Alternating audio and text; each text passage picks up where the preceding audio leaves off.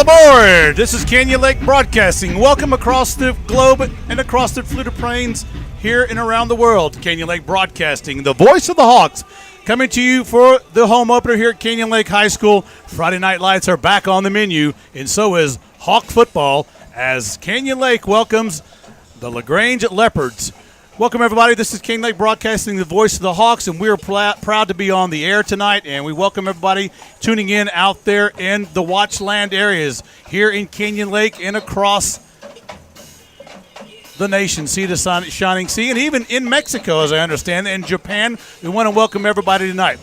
Darren Lesturgeon is here working the boards, producing the game, and your color commentation tonight here for tonight's mashup. I'm Corey Martelli, your play-by-play host, and we've got LJ Anderson here giving you color and football facts, as only LJ can with his vast football knowledge. Well, we're here Friday night. LaGrange comes into town 0-1 as the Hawks come in 0-1 after a last-second defeat by the Wimberley Texans, 22-24. And LaGrange had a prior game with a high-ranked Rockdale, and they walked away with a loss as well, 40-14. So tonight's matchup will have two teams 0-1, but their records do not indicate how good each one of these teams are. Welcome, everybody. Darren, LJ, it's good to be in the booth. We're all masked up. We're COVID-ready. Football is on the menu, Darren. It is. We're all masked up. I'll give you one shot of us real quick here with the mask on. We're not going to show us a lot, but just know that we're here. We're giving the game. We're giving a thumbs up. He's giving the horns up, and we're excited to be here, and we will follow all protocols. That's what they've asked us to do. That is, and we will, as will everybody here tonight in the stadium. So tonight, you might see a little difference in the pregame show. Typically, we go over some stats and facts and players. We've got a lot of announcements tonight to you at home to remind you as Hawk fans and watchers that COVID is real, and we're going to give you all the COVID information the UIL dictates. So you'll hear that more often than regular stats that may come from one of us, either LJ, myself, or Darren. So it's going to have a little different feel tonight, LJ. It will have a little different feel, but it's still high school football, and we're all here for a certain purpose. The reason it's going to have a little bit different feel is because we're all laser focused on being safe and making sure that we ensure by doing our part that we can keep on playing Hawk football for the rest of the season. Absolutely. You couldn't said it any better. So UIL does have a number of rules that we must talk about, and you're going to hear that every 5 minutes until the game starts. Then we're going to have some spots that we'll place within the game coming from the UIL as well. So, like I said, little different feel, right? And same thing is we have football on Friday nights, and that's what the big deal is, right? We do what we have to do to have Friday Night Lights, and we're okay with that. So, I don't think I missed anything on that, do you? I don't think you did. Although you did say I had vast knowledge, and I don't think anybody's ever said vast and knowledge for me in the same sentence. Well, there's always an exception, LJ, and tonight's the first time for you. I feel honored. Well, we've already started, folks. What is it, 3 minutes on the air, and it's begun. Well, sit back and relax. We're glad to tune in out there. We're going to come back with some information on the football game, the COVID little stats, and get our game on, as it were. We'll take a break here right off the bat to get some of our sponsors up there. And we really appreciate the sponsors for doing what they do. Without them, things would not happen out here. And you, the viewing audience, without the numbers of you guys tuning in, hey, things aren't possible. But last week on YouTube, we had upwards of 3,500 people at least come and view the page. So we thank you for coming and watching the game again as Canyon Lake Broadcasting continues the voice of the Hawks. One thing we want to mention, Corey, is that our Hawk Watch is on. So we have a limited UIL capacity, or limited capacity dictated by UIL, but our guys down on the field at the youth football fields there at Hidden Valley Sports Complex are making it happen. We have a big screen. We have an excellent projector. We got concessions. We're limited on merchandise, but we've got a couple of giveaways, and they are making it happen for those guys. How big is that screen? Is there one? Or it is one screen. It is 24 feet, and it has been said that it can be viewed by at least 200 people. All right. Well, hope you're having fun out there. World Kickoff's around the corner. We'll be right back after these sponsorship messages. Hey, Hawk fans. This is Faith with Elite Water Rentals. Summer may be winding down, but one thing's for sure. It's still hot in Texas. So come rent a pontoon or jet ski from us. We're open 7 days a week, and your safety and satisfaction is our top priority. Beat the summer heat. Call 210-347-3436 to reserve your time. That's 210-347-3436, or visit us on Facebook, Elite Water Rentals. Go Hawks!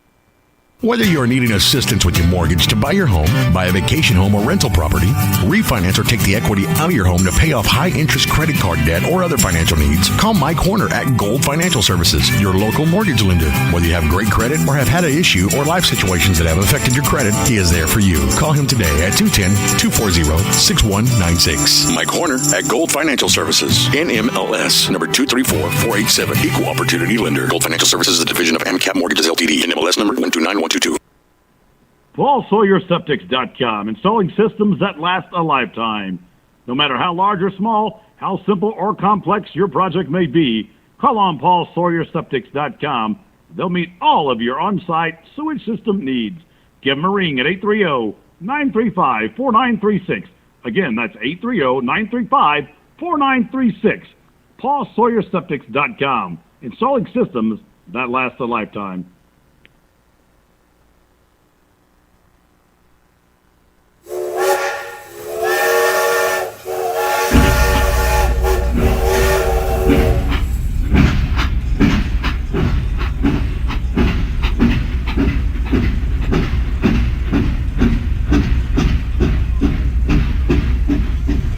And we're back. Canyon Lake Broadcasting, the voice of the Hawks, here bringing you the first home game for Friday Night Lights here in Canyon Lake. Everybody strap on. It'll be a good game matchup tonight here at Canyon Lake. First game of the season at home. And what a week it's been. We played the first game at Wimberley last week, almost beat a team there, 22-24.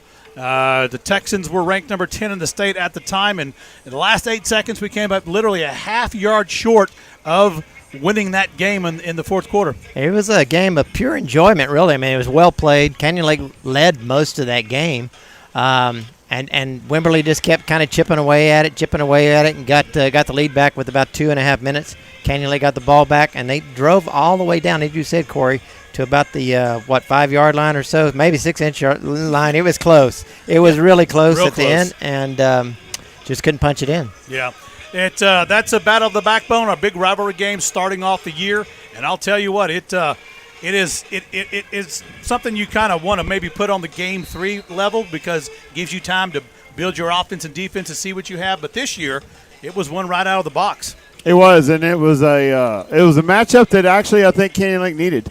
They needed to prove to themselves, but also they were breaking in several sophomores in that game, and they rose to the occasion and played competitive football. You know, going into that game, a lot of people would have thought the fact that Canyon Lake was leading for 3 quarters, you'd have had a better luck seeing Donald Duck wear pants.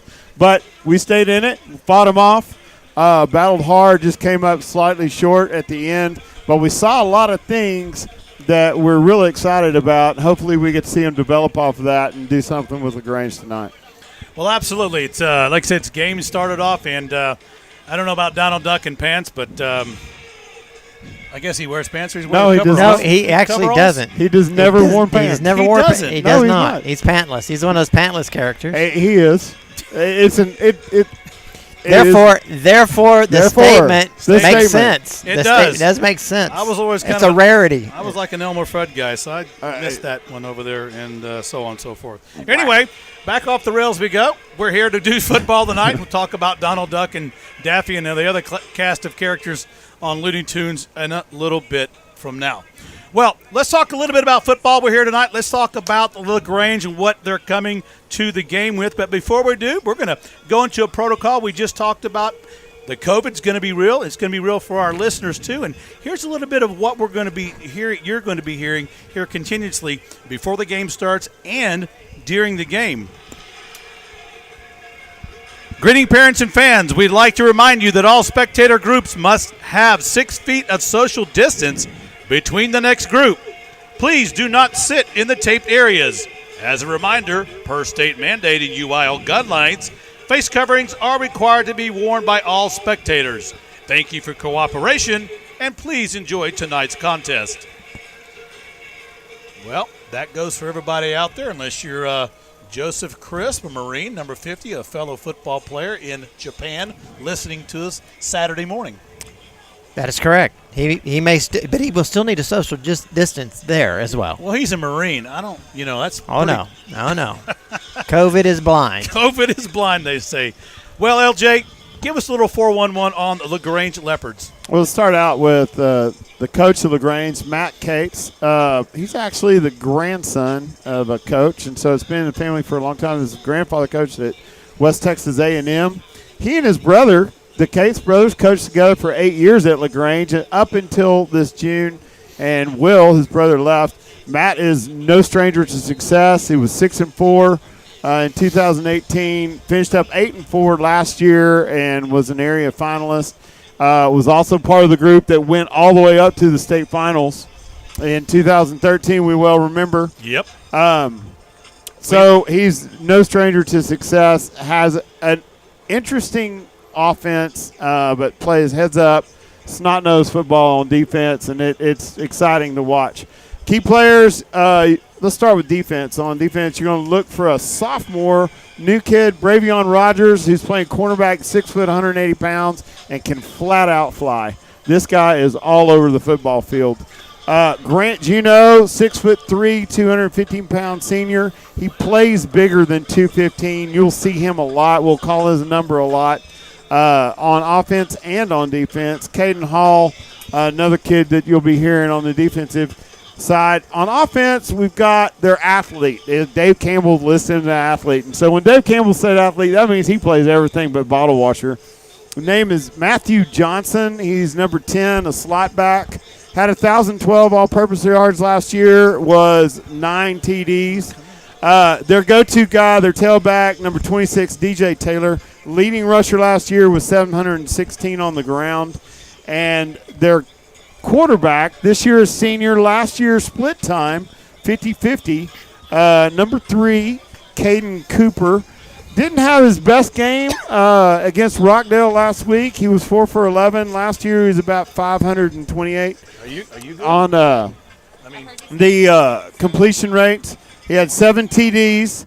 And last but not least, their running back, also a go-to guy, super fast, Ryder Imhoff, is a junior. And you'll see all 4 of those guys somewhat in a diamond pattern in the background, rubbing a double slot, and you'll see him a lot in shotgun, sometimes in the power eye, and running a lot of read option on the offense. They're going to really allow the quarterback to kind of decide where he's going to go. The quarterback really does, and what you're looking for is the quarterback to kind of read off the tackle. So, in our defense, 5-2, we really play a really strong defensive end, and we have our cornerbacks kind of crashing to pinch. He's reading that defensive end and then that cornerback on what he's going to make his option on. The defensive alignment for the LaGrange Leopards is going to be a basic 5-2-3, but sometimes they'll bring up a safety to have a 60 front, and when they do that, they like to stick their tackles out on like a 7 technique and hide the linebackers behind the tackles. They'll put also 50 front, but they'll put 9 men in the box. You've seen this a lot against Blanco, Navarro when they played before. They'll have the safeties splitting up the halves on that alignment. We can confuse them when we go line up in our shotgun formation, when our pistol, and some things that we've started to do now that we've got a little more special people on the ends. Well, you got more flexibility, and that gives McMullen the opportunity to spread the ball around to some other players, and that gives another whole wrinkle to the offense that we run. That's exactly right, and what you'll see, these stand-up ends have a little bit of speed, but I don't think they've seen, at least not against Rockdale, they didn't see as many special players with the quickness that Canyon Lake has shown and demonstrated against Wimberley last year. So they like to run the shotgun with a double slot, run a man in motion. When you see that man in motion on the double slot, 99% of the time it's going to be a jet sweep. When they go into the power I, they like to run that dive option. It's their second favorite play. He'll read the tackle, pull it. Out of that, they'll run a shotgun. A bootleg, and they like to throw that fade pattern to their favorite receiver, number 6, Dana Baker. Yeah, Dana Baker also, he'll double up as an outside linebacker as well, but you're exactly right. They've got a lot of speed on their offense. They really do. Now, one thing that we have seen out of LaGrange is they don't really win the pad height war. So on the line of scrimmage, they have a tendency to get a little high. Rockdale took it to them by getting underneath their pads a little bit and kind of driving them off the line of scrimmage, changing that point of attack and really having an impact on their offense. Well, will we see? Do they have the kind of depth on their team that we'll see guys going both ways on this team? Are you got two separate teams out there? The two-way players that you're going to see for sure: Bravion Rogers, Matthew Johnson, and Grant Juneau, number 54. Their big guy. Grant is basically a blocking tight end. He has caught the ball a few times, but he's basically a blocking tight end. They like to line him up on the jet sweep and really crash down on that linebacker, or what in our case would be that rover or that extra defensive back. Well, that's an in-depth analysis on LaGrange, and we pay him extra for that. Yeah. We go ahead and shell out the big bucks so that we get that extra in depth. Got to get that stipend going. We got to keep him here. It's not that kind of thing's not free. No, it's not, and I'm afraid if his sports agent gets a hold of his ability, we're in trouble. We'll lose a guy. Well, he might get called up to the bigs. Yeah, next week I'm going to demand 2 bags of peanuts instead of 1. Yes. Well, we get you some baked Lay's potato chips, but peanuts, that's high-dollar stuff, Only get those on Southwest Airlines. Well, we got to make another announcement here, so here we go for COVID-19. Greeting parents and fans, we'd like to remind you that all spectator groups must have 6 feet of social distance between the next group. Please do not sit in the taped areas.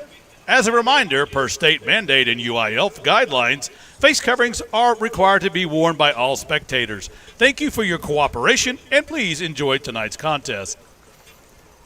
Well, I'll tell you what, I should have brought a tape recorder and had that rotated out if I'd have known better. Well, I'd like to see if you have any voice inflection every time you do it. I've got a little meter over here.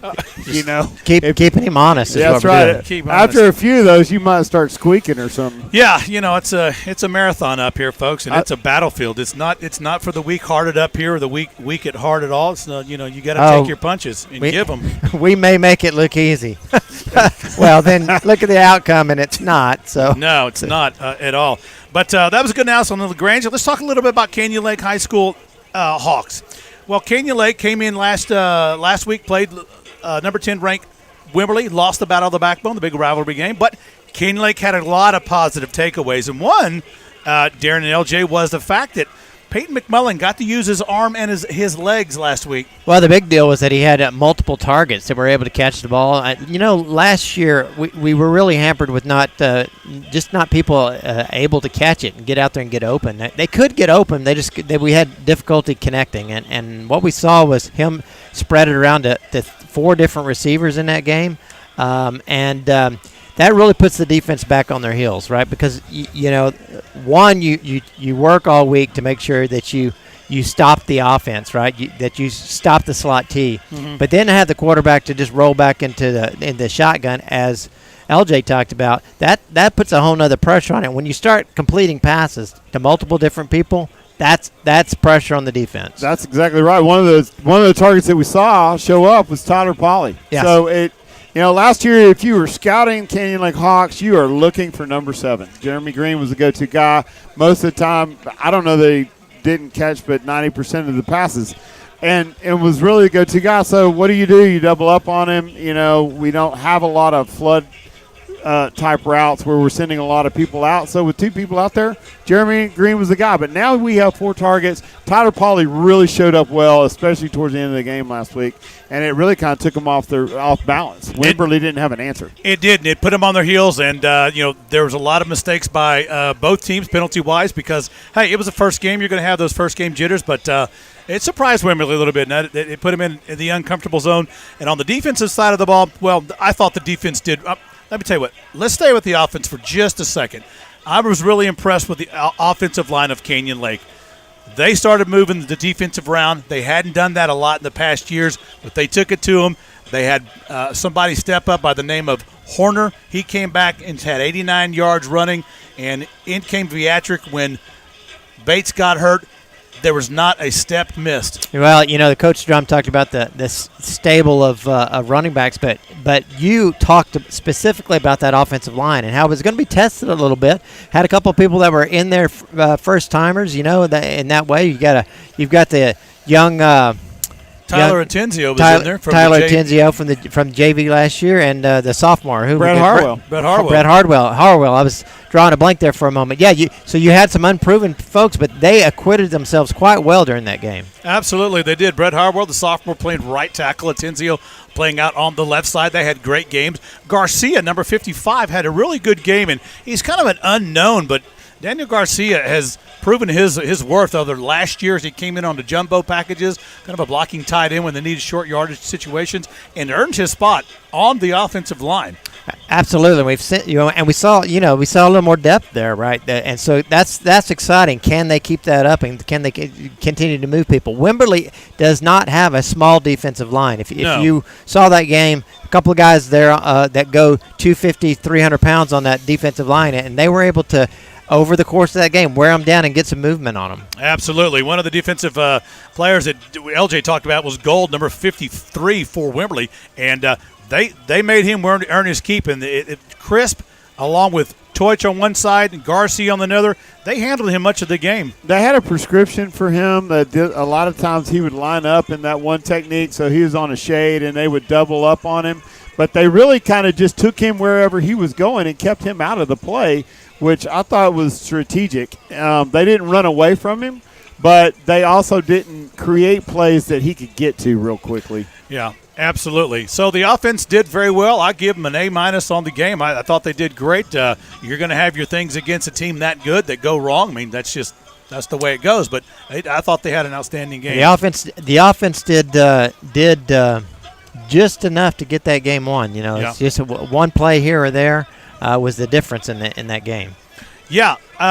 So offense did great last week. Let's see what they bring to the table. I'm sure we're going to see a lot of different things. The Leopards have played against the slot T offense several times over the last several years, so that's not unfamiliar. They haven't been really successful to getting the job done on a win, but we'll talk a little bit more about that and the fact that Canyon Lake's defense had a heck of a game as well against Wimberley.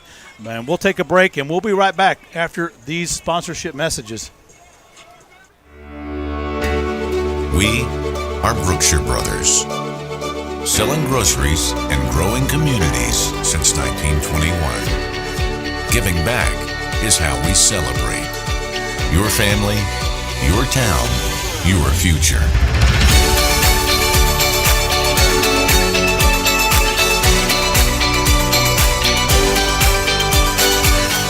Come celebrate with us. Brookshire Brothers. Hey, Hog fans, did you know that not only is Hog Country a fantastic place to live, but Comal County and surrounding areas are amongst the fastest growing areas in the entire country? If you or someone you know is considering buying or selling any type of real estate, call your Hog Strong realtor, Steve Crisp. Steve has lived here for over 20 years and is very knowledgeable about the current real estate market here in Hog Country. Steve is a realtor with Berkshire Hathaway Home Services, Don Johnson Company, located right here in Canyon Lake, home of the Mighty Hogs. Whether you're interested in selling or buying, let Steve go to work for you, furnishing all the information needed to make an educated real estate transaction. Due to the strong real estate market, our property here in Hawk Country has and continues to appreciate in value. If you own real estate and would like a no-obligation market analysis on the current value of your property, give Steve a call at 830-832-0257. That's 830-832-0257. Go Hawks! Hi there, Hawk fans. This is David and Melissa Salcedo coming to you from Meemaw's Tacos. It's our favorite time of the year again, and here at Meemaw's we love supporting our Hawk athletics.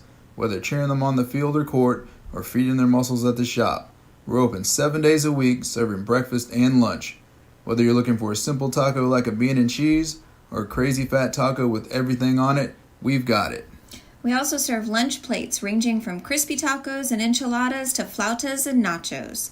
Not to mention our ever so popular Frito Bandito and our big burrito, the Swamp Chicken. David and I would like to thank the Canyon Lake community for your continued support of our business, and we are proud to be celebrating our 3-year anniversary on September 4th. Thanks, Canyon Lake. So come early, be loud, and stay late, Hawk fans. The Slot T Mafia is hunting for dinner. And be sure to listen for Martelli to give away Meemaw's Tacos gift cards throughout the broadcast. Go Hawks!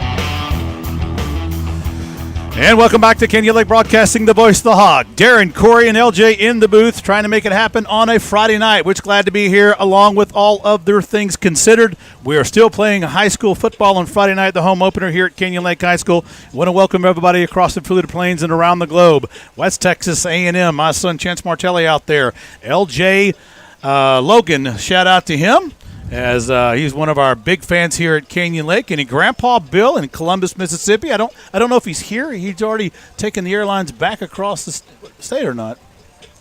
He's probably back in Mississippi, I would suspect. Yeah, he's probably listening. He's on the back porch with his boiled peanuts, right? I hope so. The number one fan in the whole entire state of Mississippi. Must be good to be king. Yes, it is good to be king. Good to be king.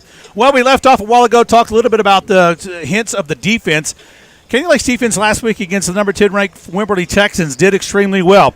I want to talk a little bit about the defensive backs and Coach Hooper's nickel or star defense, as you say, behind the linebackers, LJ.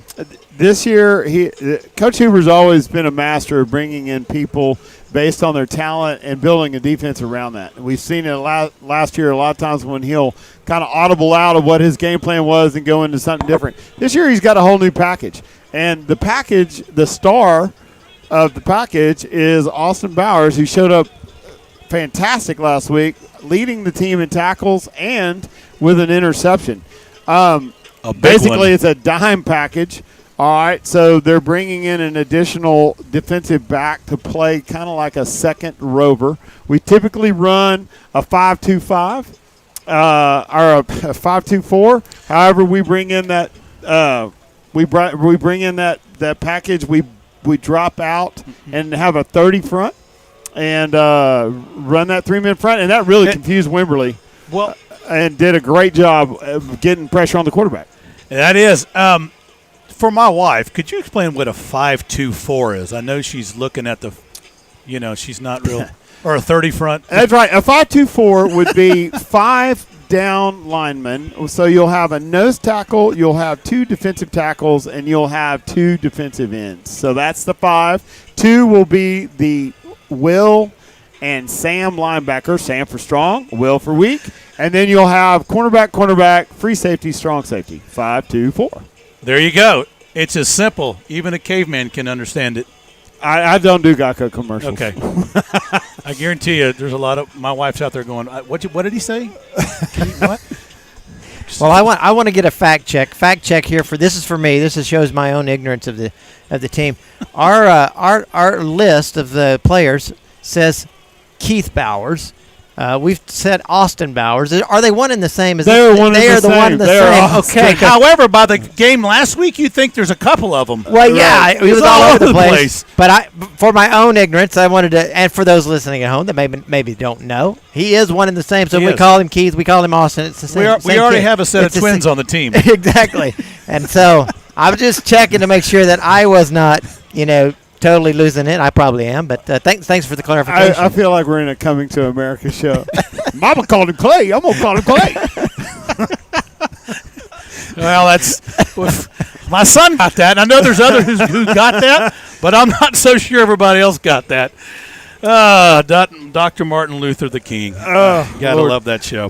Well, let's go back to the defense a little bit. Back to your analysis on the defense, but you're right. Bowers was out there, and he almost had a pick six early on in the first half. He really did. And, quite frankly, the other thing that probably take note of the defense is the fact that their number 4 receiver in the state and the Dave Campbell's top 100, Christian MacArthur, never got behind us. He never got behind us. Tyler Polley, who we mentioned on offense, played literally the Deion Sanders lockdown corner and was in his face all night. And that guy could do nothing. He couldn't, and it was, I think it confused him. We didn't have that same defense prowl and stance last year, but like I said, Coach Hooper dialed it up, came in with something, different package. And I think, I don't know this, but there's a lot of speed talent that he has at his fingertips this year that he may not have had last year. He does. He's got speed in a lot of different positions, and what he's got is some guys that he's got depth in places that he didn't have last year. That's the other thing. He's got some in Tyler Polley last year had a big game. Had a couple of big games last year, and so did Jeremy Green, right? And so you sprinkle those guys in there with 2 new Anderson young men who are athletic, right? That have some kind of relationship to LJ, right? But you have that base down there, right? And so he's able to have some things he may not have had at his fingertips last year. LJ, tell me a little bit what you think Coach Hooper may dial up against this particular offense that they bring in here tonight. Well, so LaGrange is going to be hard on the edges, and what I mean by that is they're going to work on that read. They're going to look at that dive. I think you're probably going to see more of a 4-man front. So our traditional 5-man front where we have a 50 front and try to work on them a little bit where we're bringing up that rover and we have 4 down linemen. However, he could drop back in coverage. LaGrange runs 65% run. And so you're not expecting a lot of pass out of them. They like to run the fade route. So you're probably going to see a lot of cover 3 where they're going to split in the deep backs in thirds and just try to manage down the middle of the field and make sure nobody gets in space between the linebackers and the defensive backs.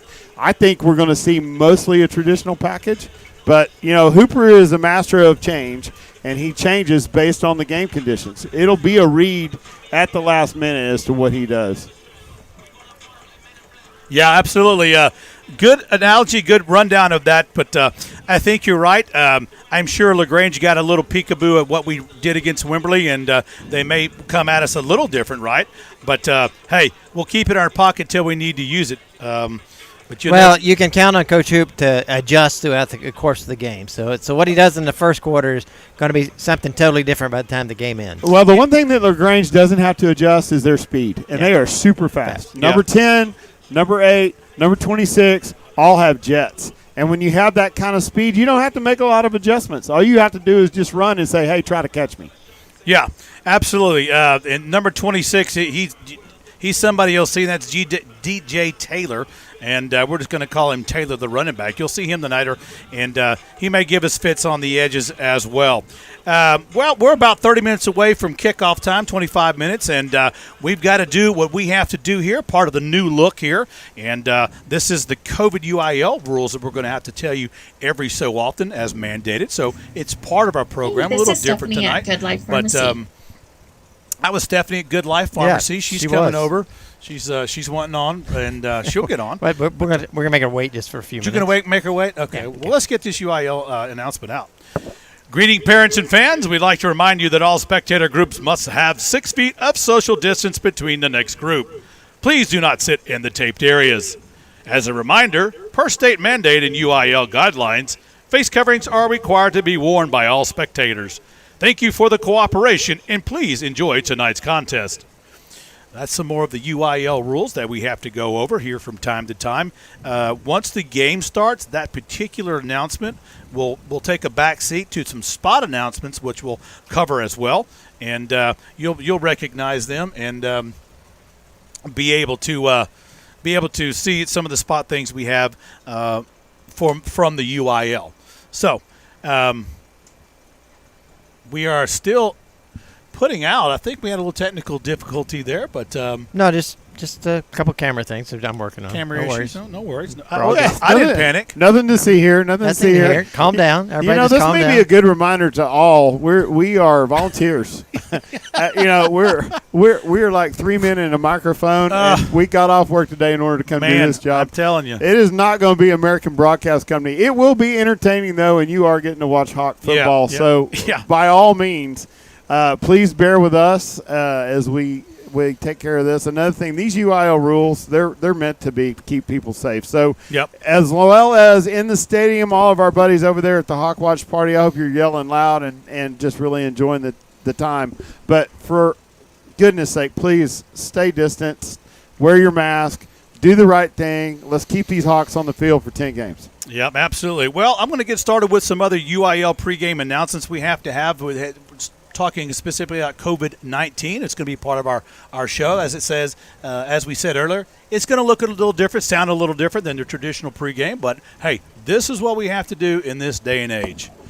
Good evening and welcomes to Canyon Lake High School, home of the Hawks, between the visiting LaGrange Leopards and the Canyon Lake High School Hawks. This game is being conducted in accordance to the rules and regulations of the University Interscholastic League. This facility is also following COVID-19 risk mitigation guidelines as recommended by the UIL and state authorities. We ask you as a spectator to help slow the spread of COVID-19 by practicing the following: wearing a face covering at all times unless consuming food or drink, maintaining at least 6 feet of distancing at all times from other groups in the individuals outside your household. 3, washing or sanitizing your hands often and avoiding touching eyes, nose, and mouth with unwashed hands. We also ask that you consider the time and effort of these teams, coaches, and athletes which have put forward for tonight's competition. Regardless of the outcome of tonight's game, all players are proving their willingness to work, sacrifice in order to achieve athletic excellence. Cheer these young athletes, applaud them, but do not in any way through your actions cause them to doubt the value of your athletics. The officials for this tonight's game have been mutually agreed upon by the school officials for both schools.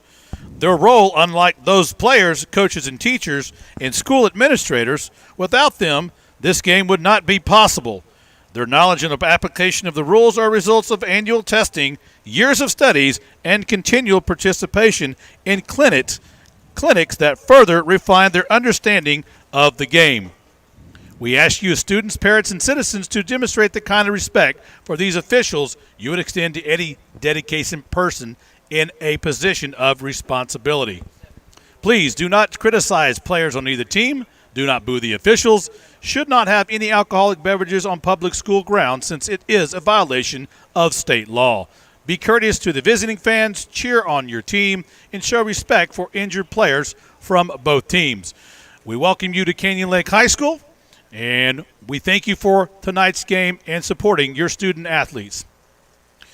Well, that's a little bit of look of some of the things we'll have to do. That particular announcement, we won't have to repeat that, but we'll do some spots as we go on for tonight's game.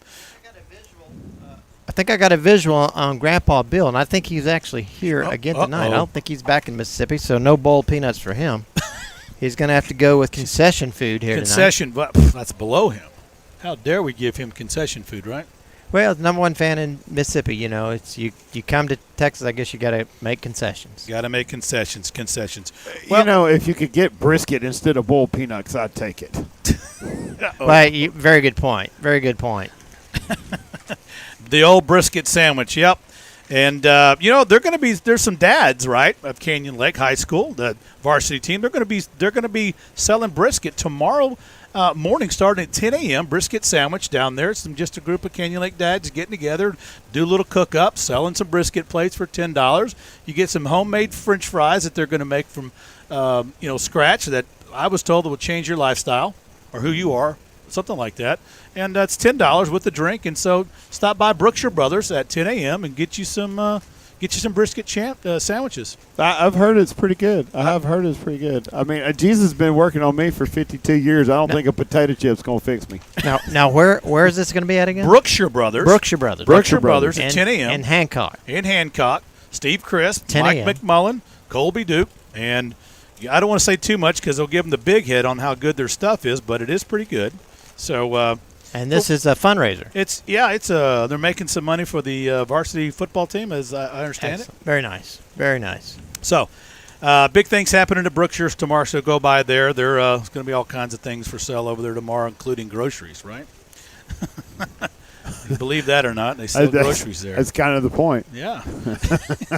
Well, let's talk a little bit. We have just a few minutes here. We got about 15 minutes. I'm going to go over the roster for the Canyon Lake football team, and that'll be also a PA announced entity here, so we're going to knock that out as part of our program. Kind of unusual pregame program, but things being different than they are, that's the way things will be from here on out for at least the foreseeable future. So at this time, we'll announce the rosters for Canyon Lake High School. At this time, we will announce the Hawk football team for the 2020 season. Here is your lineup for the varsity football team. At number 1, Pierce McCullough. Number 2, Derek Viatric. Number 3, Blaine Carnes. Number 4, Dalton Stanley. Number 5, Patrick Allman. Number 6, Tyler Pauley. Number 7, Jeremy Green. Number 8, Jesse Horner. Number 9, Brock Coburn. Number 10, Keith Bowers. Number 12 is Peyton McMullen. Number 14, Reef Malish. Number 16, Max Palmer. Number 19, Hunter Anderson. Number 20, Cole Kaysen. Number 21, Brendan Thomas. Number 22, Ryan Rivali. Number 26, Chase Anderson. Number 28, James Bates. Number 30, Shane Moss. Number 32, Elijah Johnson. And number 40, Tanner Schultz. Number 44, Matt Souza. Number 50, Ben Crisp. Number 51, Sonny Bentley. Number 52, Ethan Maxson. Number 53, Sean Pendleton. Number 55, Daniel Garcia. Number 42 is Hayden Baker. Number 60 is Gunnar Walker. Number 62, Tyler Atenzio. Number 64, Kyle Herbert. Number 65, Freddie Santiago. Number 70, Brett Harwell. Number 74, Eric Teutsch. Number 83, Joshua Sarmiento. Number 84 is Santiago Barritos. And number 8 is Colton Ramey. The superintendent here at Comal ISD is Andrew Kim. The athletic director is Leanna Tyler. Principals here at Canyon Lake High School is Christy Casanieja. Senior associate Jim Robinson. Assistant principals are Mark Kirshner, Chad Bentley, Kanan Drebolt, and Alex Higsby. The athletic secretary at Canyon Lake High School is Lisa Verana. The head coach and athletic coordinator here at Canyon Lake High School is Charlie Drum. Athletic coordinator assistant is Kim Clemens. Athletic trainer is Israel Pena. Assistant athletic trainer is Javier Rusus. Assistant coaches for the Hawk football team: Troy Moses, Cody Means, Brett Hodges, Bill Green, John Barthels, Victor Escamilla, Brian Hooper, Javier Amanza, Daniel Lancaster, Robert Souza, and Kyle Hejnecki. Cheerleading coach here for the cheerleading squad, Deanne McCoy. The DAMP team directors, Carrie Inslee, band director Ed Gonzalez, and the assistant band director, Caleb Hoffman. Well, that's just a little bit of the lineup here we've got tonight. We're just a few minutes away from kickoff and about 15 minutes. we're still working through some things tonight. We've got the officials to announce at this time, so we will make that public service announcement as well. The officials for tonight's game: referee James Miner, umpire Robert Watts, headline judge Steve Bentley, line judge Marcus Gravenberg, back judge Rich Reyna, field judge Stephen Lee Moore, side judge Justin Padilla. The clock operator is Kent Johnson, and the 25-second clock operator is Kevin Wohl. Those are your officials tonight from TASO, Official Association Chapter of the Texas Association Sports of Officials. Well, that's some of the things we have to do, so we do them. Usually that's a pregame show that you don't hear as part of the program. But it's kind of nice to – I mean, we've got UIL football live streaming, and so everybody that's live streaming wants to naturally be part of the experience. Yep. Guess what? We're giving them the experience. You're getting all the experience now. They got the full meal deal and the toy for this game. Yeah, when you pull away and you don't have the toy and you're down the road, that's when your kids lose it. Where's the toy? I don't care about the hamburger or the nuggets. I want my Speed Racer look-alike. That all changes when they turn 15. Well, I'm telling you. It's the most insane thing you've ever seen. Well, we got some announcements here to make also. It's Tom the Chain Gang. We want to give a shout-out to our Chain Gang here at Canyon Lake High School as well. So now we'll make that real deal meal feel as part of the program as well. Tonight, the chain captain is Jimmy Adams. He'll be joined by Don Blair, Larry Maroney, and Paul Roberts. That is the chain crew for tonight's game. Let's give the chain crew a big round of applause. You just got to know Jimmy Adams, Don Blair, and Larry Maroney, Paul Roberts. They've got their game on. I will guarantee you that. But very important that they feel it's very important to do their job right. And I hats off to those guys, man. So, well, here's one more public announcement we're going to have to get in before the game starts. Greeting parents and fans, we'd like to remind you that all spectator groups must have 6 feet of social distance between the next group. Please do not sit in the taped areas. As a reminder, per state mandate and UIL guidelines, face coverings are required to be worn by all spectators. Thank you for cooperation, and please enjoy tonight's contest. Well, we're going to join tonight's contest. You had mentioned something. Hey, we got all these rules. We got all these things we have to do. But at the end of the night, end of the day, end of the line, we're watching high school football on Friday night. That's right. We're getting to do what we wanted to enjoy doing. We've just got to do it a little differently. And so everybody, once they get past the fact that it's different, it's really the same. We've got the same kids on the field. We've got the same fantastic coaching staff. We've got the same administration that's doing a fabulous job of making sure that we're even here. And so, we ought to really feel blessed. We are. And not complain about all of the things that we're having to do slightly different. We are blessed. We should feel lucky because, one, we're videotaping football live in the state of Texas, first time ever, right? That's true. Secondly, this is the first video broadcast for Canyon Lake Broadcasting on a high school football game on Friday night. And we've been doing this as our 5th year. That's pretty fantastic. But, we get to enjoy it. We just have to enjoy it with a face covering on 6 feet away. Hey, I'm good with that. I am good with that. So, anyway, we've got just a few minutes to kick off time. About 10 minutes here. Everybody's lined up, as you can see. Got the cheerleaders out there. Got the Hawk Tunnel up. I didn't think we were going to see that, but we do have the Hawk Tunnel up. And looks like the junior ROTC or JRTC's got a sign run through as well. Everybody's cranked up and ready to go. We have some fans still trickling in from LaGrange across the way there, and I'd like to see that they're social distancing as well. That's good. Well, we also like to thank Guadalajara's. Tonight after the game, Guadalajara's will be open, so you can have your game regalia at the Guadalajara restaurant over there next to well, it's where it's at. It's right next to the car wash. Guadalajara Cafe. So other thing tonight, we'll not have a fifth quarter at North Shore United Methodist Church due to some of the COVID things. So North Shore United Methodist Church will not have a fifth quarter, and they've been doing that for about 5 years now, but unfortunately they will not have that. They'll pick it up next home game, and the next home game will be all the way down on October 9th against Austin LBJ. We'll talk about that a little later. Well, 10 minutes to kickoff, and we've got game on the menu, as it were, but national anthem come up, and the ROTC color guards, they'll also come on, and we'll get that to you live as well.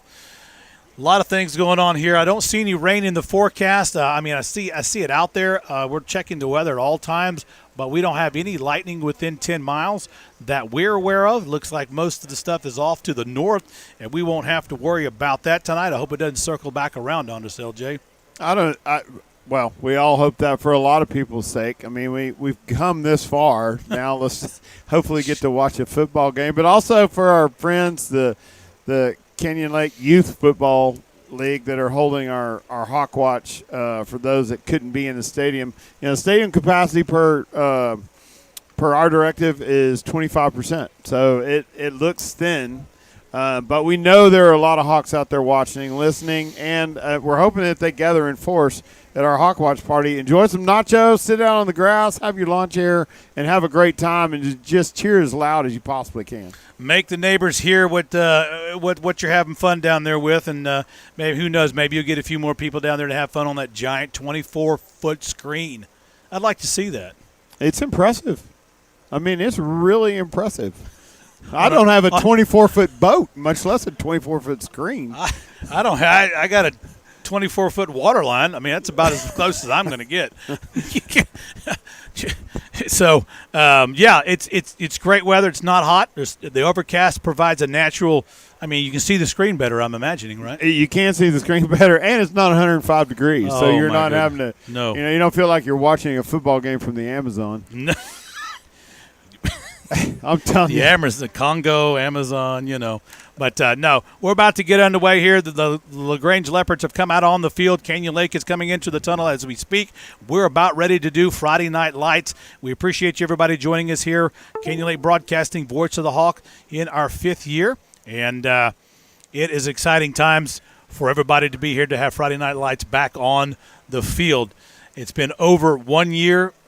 It's been 374 days, and since we've seen football on this field in a game, competition game setting, minus the practices, I took a calendar out and did my math, and my TSI 64, calculator, and it came out to about those days. So we're about to get underway here in just a moment, and make another UIL announcement here periodically before the team comes running out. Will be our last UIL COVID-19 announcement about being in the stands in separations. We're going to do that right now and get that out of the way. Greeting parents and fans. We'd like to remind you that all spectator groups must have 6 feet of social distance between the next group. Please do not sit in the taped areas on the bleachers. As a reminder, per state mandate and UIL guidelines, face coverings are required to be worn by all spectators. Thank you for your cooperation, and please enjoy tonight's contest. Well, we're almost underway here. I'd like a big shout-out to everybody that's helped us here at Como ISD, Canyon Lake High School, all the coaches, everybody for making this possible for us to be up here. Absolutely. The fact is that we have a district of 25,000 students, 4,300 employees, and they are doing a fantastic job to ensure that we are safe and that we are still getting to enjoy some normalcy, which is high school football on a Friday night in the state of Texas. Yeah, absolutely. Well, we're underway. Looking out of the stands over here, you can't see it at this time, but there is a lot of social distancing going on, right? Got a lot of fans in the stands. It's just unlike you probably have never seen before. A lot of people aren't grouped together, and that's a good thing, right? And it's one of the things we just have to live with these days. We don't have 1,500 fans out there in the stand all packed together, but this is what it's like. And This is why one of the reasons UIL allowed us to come out, all of us to come out at this time in video and film live football. So a lot of people are taking advantage of that at your watch party down there. A lot of people are on board at their own homes taking in that. And here comes the LaGrange Panthers. Here comes the LaGrange Panthers. LaGrange in their away uniforms, purple pants, white stripes down the legs, as you can see, yellow helmets, and a rich tradition of football there in LaGrange. And momentarily, the Hawks will come out of the tunnel as they bust through the sign. They got a little smoke going on there as well, but good to see the old tunnel back up. I believe there's several that are just proud that the tunnel is still standing. But it's a little outdated, but it works. Here comes your Canyon Lake Hawks. And it's official. Friday Night Lights are about to be underway, folks. Very exciting times here in Canyon Lake as our first home game. As we said, Canyon Lake only has 4 home games on the schedule this year. We'll be on the road for 6. And we lost a coin toss with Beeville. So we'll make that trip all the way down towards the coast. That'll be a 2-hour drive. And, hey, it's an away game, and that's exciting.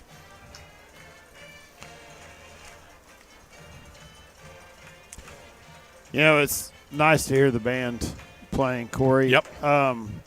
One thing that listeners may not know, and you may notice on the other sideline, the only band and dance teams that are allowed are the home teams, band and dance teams. That is true. It's the only thing that's allowed as the home game. The visitor teams do not get to come up. You're exactly right. And it's great to hear a band that brings back that Friday night feel to it. You know what I mean? Yeah. So, yep.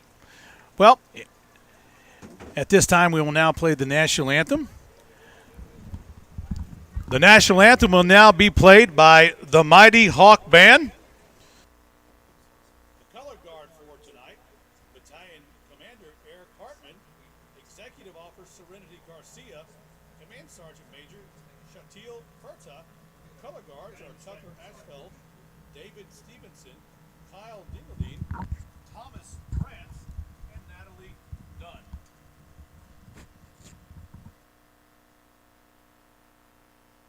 Please remove your hats.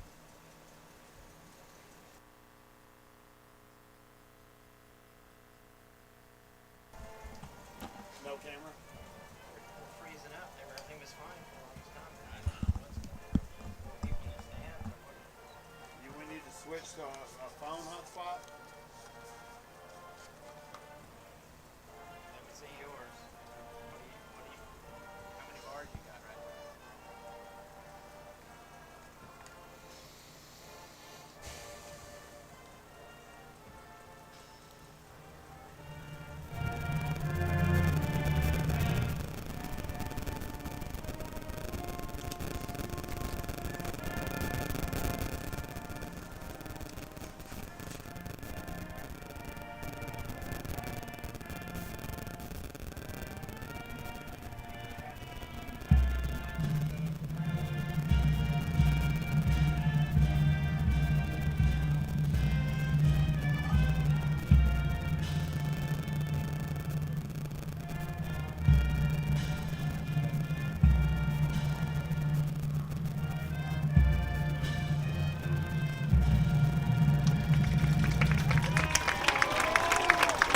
All right, please remain standing until the colors leave the field.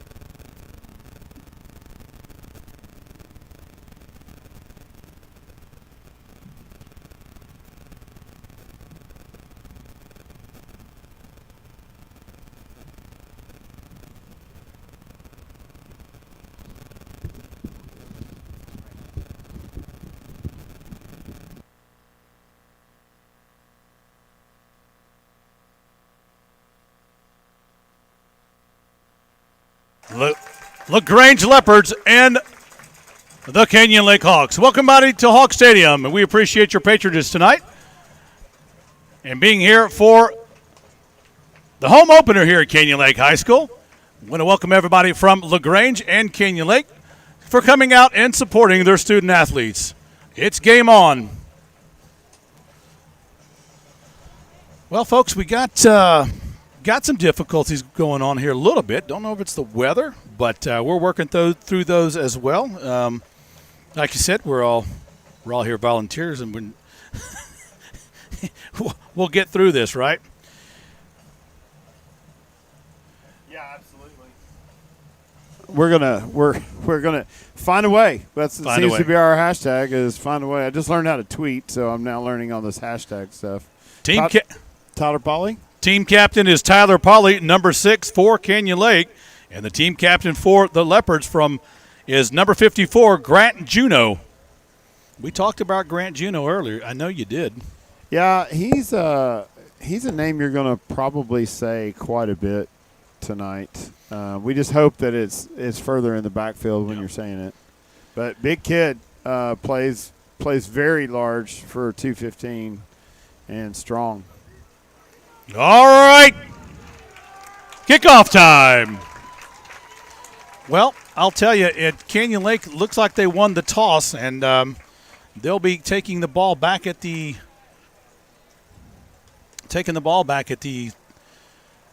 I don't know who won the toss, actually, because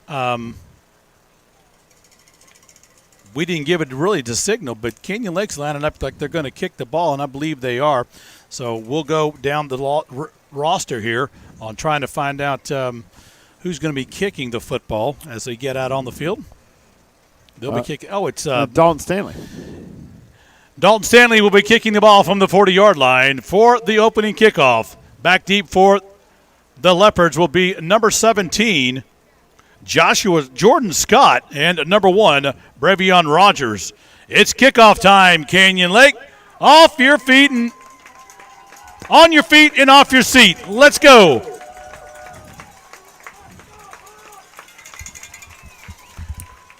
Well, bear with us on our video file there as we're having a little bit of difficulty, but we're working on it. Our best man's on it, Darren Lesturgeon. And a lot of humidity in the air out here, so we don't know exactly what it is, but we'll get to it. Here comes the kickoff by Dalton Stanley. He punch kicks it all the way down to about the 20-yard line. He'll take a bounce up and be fielded at about the 17. And here comes Canyon Lake. Scott on the return, and he is tackled by number 26 for the Hawks. That's Chase Anderson. So the Leopards will have it 1st and 10 at their own 23-yard line. Nice little kick in the corner by Stanley, keeping the speedster hemmed in. And that's another call by the offense, by the coaches there for Canyon Lake. It'll be 1st and 10 Leopards as they come up to the line of scrimmage. And we'll be doing double duties here tonight. We will, and it looks like we're in the star package. So we got Bowers in. Here comes number 3, backside handoff. Number 7 on the tackle for Canyon Lake, and that's Jeremy Green. So right off the bat, we saw them to attack the edge. Jeremy Green was there. They lined up in that star package. It looks like Hooper's going with speed instead of the big front line. Watch them to try to read off those tackles and make a play. It'll bring up 2nd down and 10.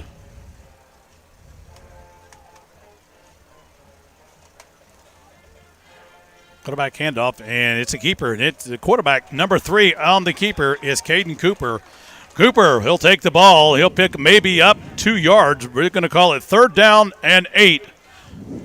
Tackled inside by number 42, and that's Hayden Baker. Yeah, Baker really read that well, got off his block, just moved the guy over with his hands and piled up the middle. Another sophomore, by the way. Young team for Canyon Lake tonight. Here comes the quarterback, number 3. He'll be taking the snap. That's Caden Cooper. Cooper takes a shotgun formation, twins left. He'll roll out to the left side and look down in the flats. Here's the pressure. He's got room. He's going to get off and run. Here comes the defense, and number 2 on the tackle is outside middle line. No, it's a middle linebacker, Derek Viatric. And Derek Viatric comes in for the tackle and making the stop on Cooper. It'll be short of the first down, bringing up 4th down and 6. Viatric closes in fast on that, but honestly, that play was changed with the defensive back play. There was nowhere for Cooper to go. Kicking the ball for the Leopards. Number 1, Rogers, back deep for Canyon Lake. It'll be, I believe that's number 19, Anderson. So we'll see what kind of leg here Rogers has. Anderson, the sophomore, back in the back at about the 40-yard line. He's got a little speed, and he's got some good hands. Here comes the kick. Nice high spiraling, well, end-over-end kick. Get away from that one, and Anderson very smartly lets it go, but to the chagrin of LaGrange. What a roll all the way down inside the 20, down to the 18, and a nice punt by Rogers. That'll be down to the 18-yard line of Canyon Lake. That's where they'll have it. 1st and 10, 9:47 here in the first quarter. Well, that was a good decision with just a bad outcome. That football hit right on the point, and it takes a 25-yard spin down the field. But, the biggest yell that you can get is catching a bouncing football. Here comes Canyon Lake up to the line of scrimmage. Slot TI fence, tight formation. McMullen, the quarterback. It's going to be a jet sweep to Rivali. Rivali's got the corner. He's got the 20. He skirts along the sideline. Down the sidelines it goes to the 40, the 50, the 40, the 30. And Rivali on the jet sweep. And just like that, Ryan Rivali takes the corner all the way down the sidelines on a tiptoe. Knocked out of bounds at the Leopard 25-yard line. They'll move the chains, and that'll be enough for Canyon Lake. Horse down. Corey, we talked about that. They play that 50 front, and they really pinch those edges. They're trying to make something happen in the backfield. We took advantage of the edge and trotted off 65 yards. It's 1st and 10, Canyon Lake at the 25-yard line. McMullen under center from Crisp. He takes the ball inside trap Viatric. And Derek Viatric met a lot of guys in the hole. That's going to be number 54 on the stop. Grant Juno for LaGrange. Viatric may pick up 1. We'll call it 2nd down and 9. Grant Juno, the first time we've heard that name called, certainly piling up the middle. Hopefully it will be the last time we get to hear it called. He's going to be over. You talked about him tonight already. Great athlete inside. It brings up 2nd down and 9. Here comes Canyon Lake on the backside trap. Horner with the ball. And Jesse Horner, number 8 with the carry. He'll break inside the 15 down to the 13-yard line. That'll be enough for another Canyon Lake first down.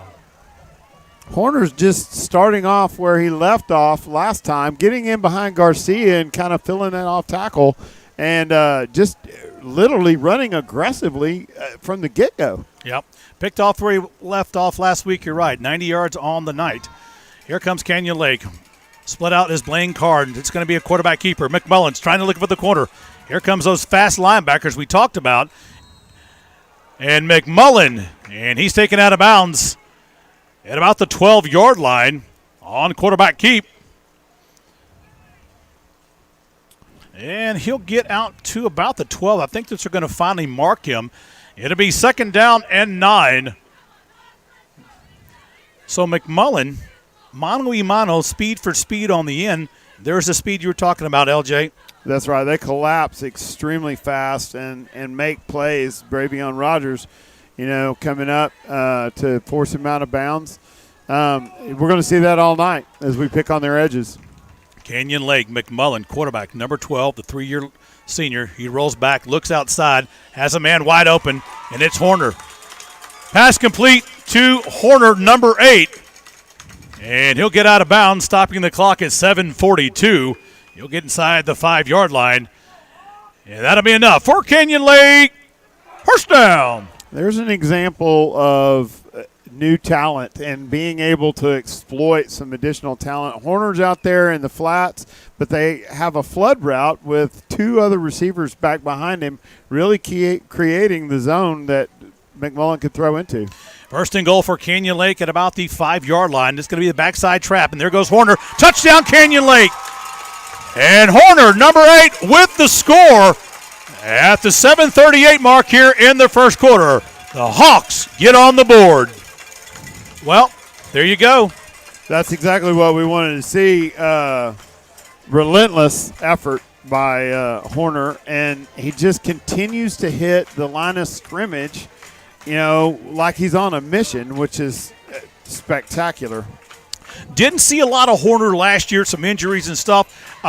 But this year, right off the first game, right off the bat, hey, he was the ace runner during the Wimberley game. Well, when we said he's running possessed. Yep. Here's the extra point attempt by Canyon Lake. The kick is up, and the kick is good. So Canyon Lake scores first. 7:38 to go here in the first quarter. Dalton Stanley with the extra point. He's pretty consistent. We always hate seeing McMullen. I hate seeing McMullen being the holder, but it's traditional that the quarterback would be that guy. You're always just afraid, man. That's a finger that you just don't want to lose. No, you don't. But excellent kick. We striped it. It's 7-0. We got 7:38 to go in the first quarter. Hey, we hope you enjoyed tonight's game and help support our schools out here in our community by practicing proper social distancing measures. Remember to keep at least 6 feet apart distance between you and others outside your household. Together, we can slow the spread of COVID-19. None of those public service announcements, but you're exactly right, LJ. Well, here's a public service announcement. The thing that you see different with the uniforms this week is that all of our football players are wearing the booster-provided gaiters. We took the initiative early and jumped out in front. We were the first branded gaiter to be offered in UIL sports. More history. And we launched for safety, and the Hawks adopted it. All right, Hawk fans, on your feet. It's kickoff time at Canyon Lake. Little punch kick and trying to get Rogers cornered, taking about the 22-yard line. He's quick, he's young, and there he goes on the right side. Cuts back, fumble in the air, and the ball's still on the ground. It's a calf scramble, and it's a fumble. We'll see who uncorks it. Canyon Lake comes up with the ball, and it is Canyon Lake football. Number 4 on the recovery for the Hawks. Dalton Stanley, the kicker. Well, there you go. The man punches. The man giveth, the man taketh away. Chase Anderson actually made first contact on that ball and knocked it straight up in the air. That thing looked like a champagne cork at New Year's. It lands back down in the hands of a lot of people, but comes up with number 4. Dalton Stanley actually catching the ball. There you go, the kicker. He punched it down there, and now he takes it away. First and 10, Canyon Lake. They're at the Leopard 27-yard line. There goes Horner. He skips over some people. And it's Viatric. And Derek Viatric, number 2, the fullback. He'll punch his way across the 25, and they'll have him down at the 22-yard line. Pickup of 6 yards. It'll bring up second down and 4. That's the level of intensity that we actually wanted to see. Sometimes after a big loss like that, you want to see how they're going to come back. So far, Canyon Lake has reacted well and really taken advantage of the line of scrimmage. Jeremy split out wide to the left. Jeremy Green along with Horner on the left side. Viatric in the backfield with Rivali. Well winded up here. It's going to be second down and 4 as McMullen gets up under center. It's going to be a straight dive play for Viatric. Derek Viatric right up the middle. He'll pick up a deuce. It'll bring up third down and about 3. Well, you live and you run by the fullback and the slot T up the middle between the A and B gaps, and they've got some big boys on LaGrange.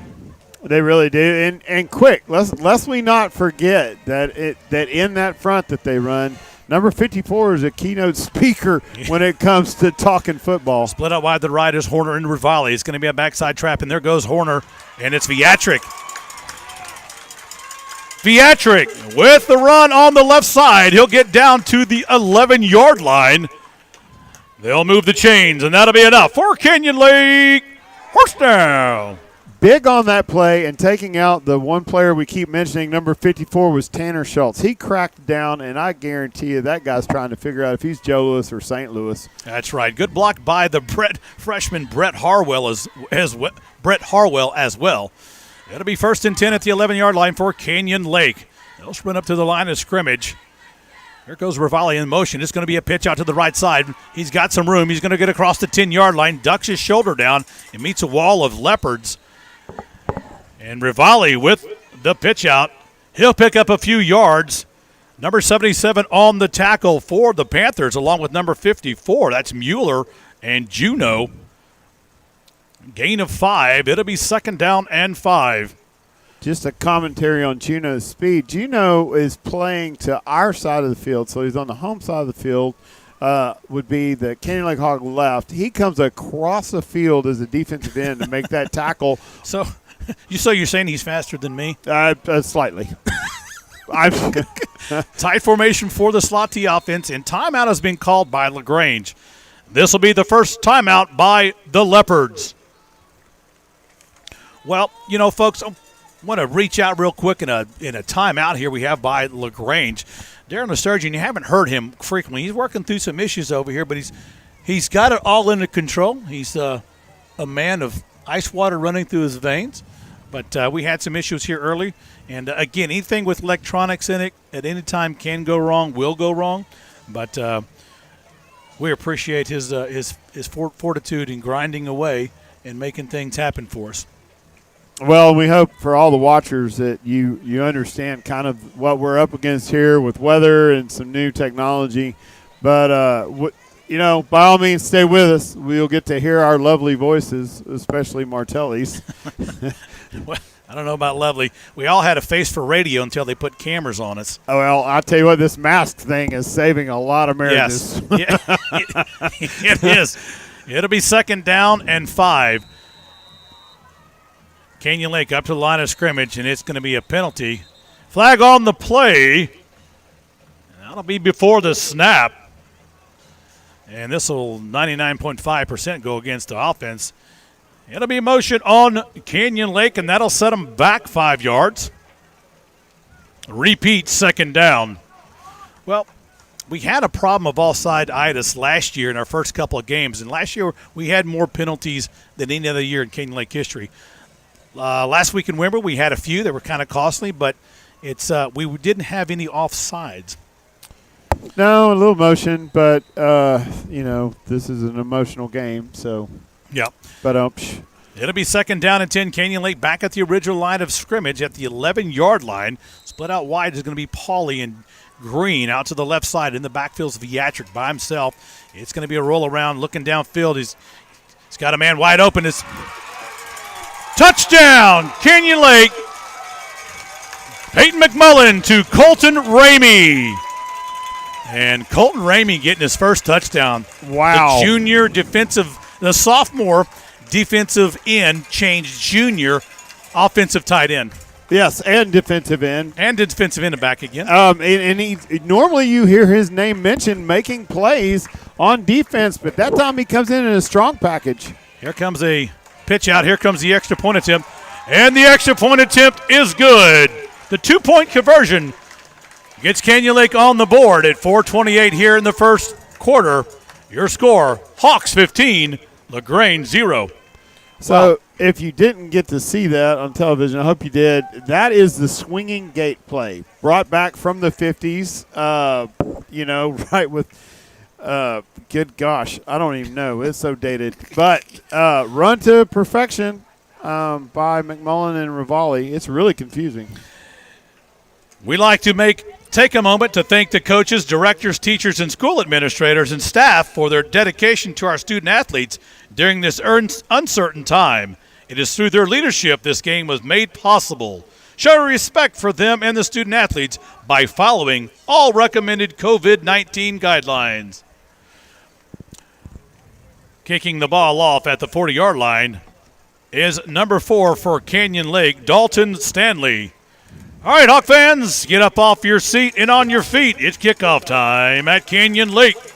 Back deep to receive the kickoff. For the Leopards would be number 1, Rogers, and number 8, Imhoff. Here comes the kickoff for Canyon Lake. Dalton Stanley, they changed it up in the backfield receiving the ball. And he's going to punch it over there. He's going to get it to the backup, number 12. And he'll make it to the 35-yard line. And he is brought down. Number 30 on the tackle for Canyon Lake, making the stop for the Hawks. That is Shane Moss. Well, they put the speedsters up a little bit, right?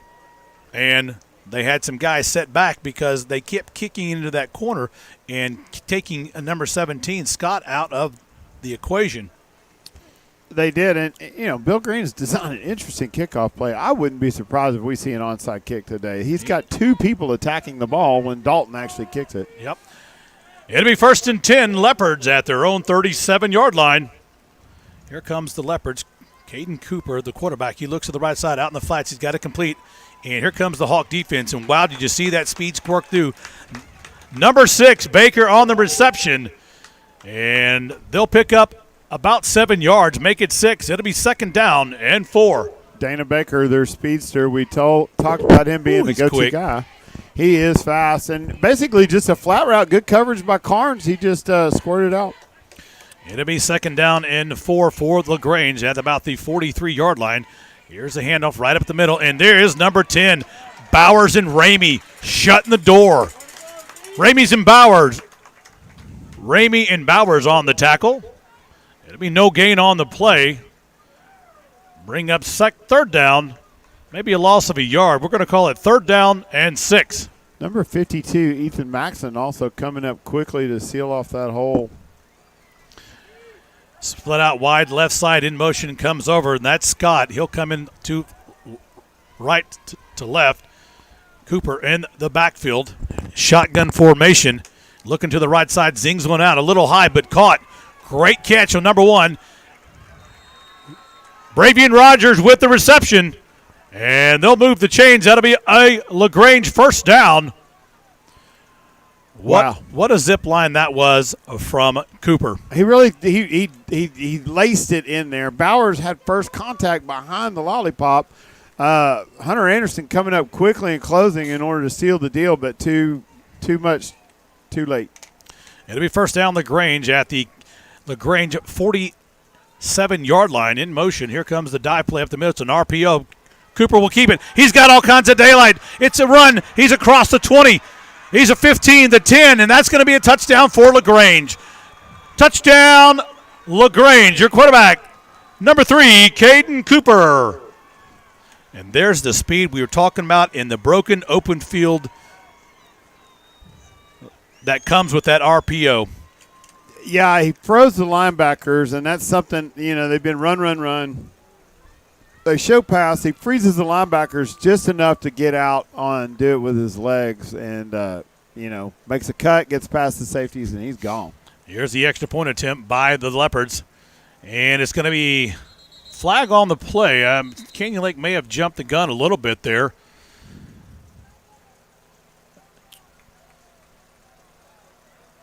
Saw a little example of some trickery that may be coming with this. Yep. That holder takes the ball and rolls out for a pass. And the Canyon Lake will draw an offsides, and that'll push the ball a little closer for the Leopards, and they'll bring in a different unit here at 2:38 to play in the 1st quarter. So they brought in a jumbo package. They're going to go for the 2 points, and I would. Here comes to the line of scrimmage. They've got the big set in there. Split out wide to the left are the receivers to loosen up the inside. I would think this is a crash dive play for the 2 points. It's going to be a quarterback keep, and he finds a slot. And across the goal line is good for 2 points. Your quarterback, Cooper. So at 2:38 here in the 1st quarter, Canyon Lake 15, LaGrange 8. Well, defense headed to the sidelines on that one. They're going to get a little free coaching from Coach Hoop to talk about what happened in the backfield to get everybody confused. It looked like it looked like somebody invited all the ants to one picnic and left everybody else alone. And we just kind of got lost in the shuffle. Yeah, we did. Absolutely. Well, LaGrange, they'll be kicking the ball off at the 40-yard line. They'll be kicking it to the south from left to right, as you're seeing it on the screen. But Well, it'll be interesting to see who's in the backfield to catch the football for Canyon Lake. The coaches have been rotating out a number of players back there. Usually it's Jeremy Green and Bates. Bates is on the injured reserve list, so it'll be interesting to see who Coach puts back there for Canyon Lake. I think they're going to go with a little sophomore speed. It looks like Shane Moss is back there. Well, so with 2:38 left in the first quarter, it looks like we're going to line up in deep kick with Moss, Green, and... All right, Hawk fans, on your feet, kickoff time. Kicking the ball for the LaGrange Leopards, number 99, Hector Orona. That's number 22 out there as well, Ryan Rivali. He's the guy who just racked off that 67-yard jet sweep on the opening play. Here comes the kick, and he's got a leg on him, and this one go all the way back into the end zone, and the sophomore will let that go. So the ball will go into the end zone, and Canyon Lake will have it 1st and 10 at their own 25. 2:38 to play here in the first quarter. Well, good leg by Orona. He's got does not have a distance problem, LJ. He does not. He doesn't have a distance problem. In comes the quarterback. It'll be McMullen and Ramey coming in to start off the third drive for Canyon Lake. They're 2 for 2 on scoring, as we already know here in the first quarter. Here comes Canyon Lake up to the line of scrimmage. And here comes Viatric. It's Jesse Horner with a big hole. There goes Horner across the 40, the 45, midfield, tightrope the sidelines and pushed out of bounds. And Horner, he'll be knocked out of bounds by number 21. You get across midfield down to the LaGrange 42-yard line. They'll move the chains, and that'll be enough for Canyon Lake. First down. You know, Horner has done such a great job of finding the block and hitting that line of scrimmage quickly and getting in the crease to make yardage. Here comes Canyon Lake up to the line of scrimmage. It's going to be a rollout to the backside. McMullen looking with tiptoe pressure. He throws one up to Jeremy Green just outside. Pass intended for Green. On the defensive coverage, number 5, Rodriguez. It'll be incomplete. It'll be 2nd down and 10. Stopping the clock with 2:22 to play in the first quarter. Sometimes I think whenever you run a slot T and you're primarily a running offense, when the quarterback knows he gets to pass, he gets so darn excited and may put a little extra on it. It'll be 2nd down and 10. Split out is Blaine Carnes, and somebody had the Jimmy leg on the offensive line. The old Jimmy leg. Yeah, the old Jimmy leg. You get a little, it's like, I don't know how to explain the Jimmy yet. The best way I can explain it is when you have a prom date or something, they come down, they look so good, and you're kind of nervous, your leg starts twitching. You can't control yourself, and you get the Jimmy leg, That's the best I can do. For the first time in a while, I'm speechless. It'll be 2nd down and 15. Shotgun formation for Canyon Lake. It's going to be thrown out to Jeremy Green, and Jeremy breaks a tackle, and he almost gets away with it. On the defensive stop for the Panthers, number 4, Faskey. And Green will pick up maybe a yard or two for the Hawks. And the ball will be back at the 47-yard line of LaGrange. It'll be 3rd down and 14. Well, there's something new you haven't seen from Canyon Lake, although if you're a Longhorns fan, you've seen that so many times you want to get sick. But the bubble screen out to Jeremy Green. He almost makes a spin move in space to get loose. Absolutely. Here comes Blaine Carr, split out wide to the left side for Canyon Lake, along with Horner wearing the black socks on the hash marks. It's going to be a rollout to this side. It's a backside pass. Going to be passing, almost intercepted. Pass incomplete, intended for Rivali, number 22. So Canyon Lake comes up short on some passes, 3 in the row. No running. It'll bring up 4th down and 14, and Canyon Lake will get in the punting formation. Interesting to see Canyon Lake throwing the ball 3 times. It really was, and they had some opportunities there, but that last one was a tough challenge for McMullen. He was way back in order to make that pass. Yeah. Here comes Pauly with the punt. Nice punt. It'll get downfield. It'll be fielded at the 15. Makes a move. Number 1 with the cut. Across the 15. Still on his feet. He finds the wall. Rogers with the punt return. And Rogers will get all the way down across the 35-yard line. They'll mark him down at the 36, and it'll be 1st and 10 for LaGrange. You know, I don't know how many times we've actually punted, but it looked like we were all over the guy. We had him smothered, and it was almost as though they thought he was going to fair catch it with all those people around, and he didn't. He didn't. He took off and he fooled everybody, and that's what's going to happen more times than not. Sometimes a guy will look at a ball and see the downfield pressure. He'll make a decision in a snap and run. And when you have talent and speed like that, you got to use it when you can. It'll be 1st and 10 LaGrange at the 36-yard line. We're still having a conference over there, and I'm not sure what it is. Drum is out on the field, but the head judge hasn't given anybody a clue of what's going on. I don't see a flag anywhere. Now they're going over to LaGrange to give him a little 4-1-1.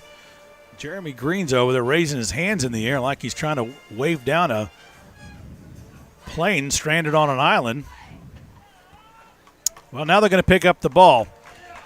Well, I think so. We have a penalty against LaGrange, and that'll be a 15-yard, pushing the Leopards all the way back to the 15-yard line. We'll wait for the call. I wish I knew the call. I knew you, everybody out there in Hawkland and around the world listening to us and watching us. But I'm not fully sure that I understand first the debate and then the call, and we still haven't gotten an indication. I'm not usually not sure about a lot of things, right? But I'm really not sure about this. Well, I think he actually may have put his fair hand up as a fair catch, and so they put him back to where he's back. Well, he is back, and we talked about that. They're all standing there like nothing was supposed to happen, and then all of a sudden he took off. Gets the ball out to number 1, and he's on his feet still across the 15-yard line is Rogers, and that'll be flown out in the flats by Cooper. Big play by LaGrange. It'll cross the 25. They'll put him at the 27-yard line. 1st and 10, LaGrange. Well, Blank Carnes on the coverage. He slips out of the grasp of Carnes and gets out there. Chase Anderson makes probably a touchdown-saving tackle because there was no one else there. No one. It'll be 1st and 10, LaGrange. As a man comes in motion, he'll sweep back. It's Cooper, gives the ball. RPO, he hands it off right up across the middle. And there's a speed, number 26, DJ Taylor. And Taylor scoots across the 35 and down at the 40. That's to be a pickup of 11 yards. It'll be 1st and 10, LaGrange.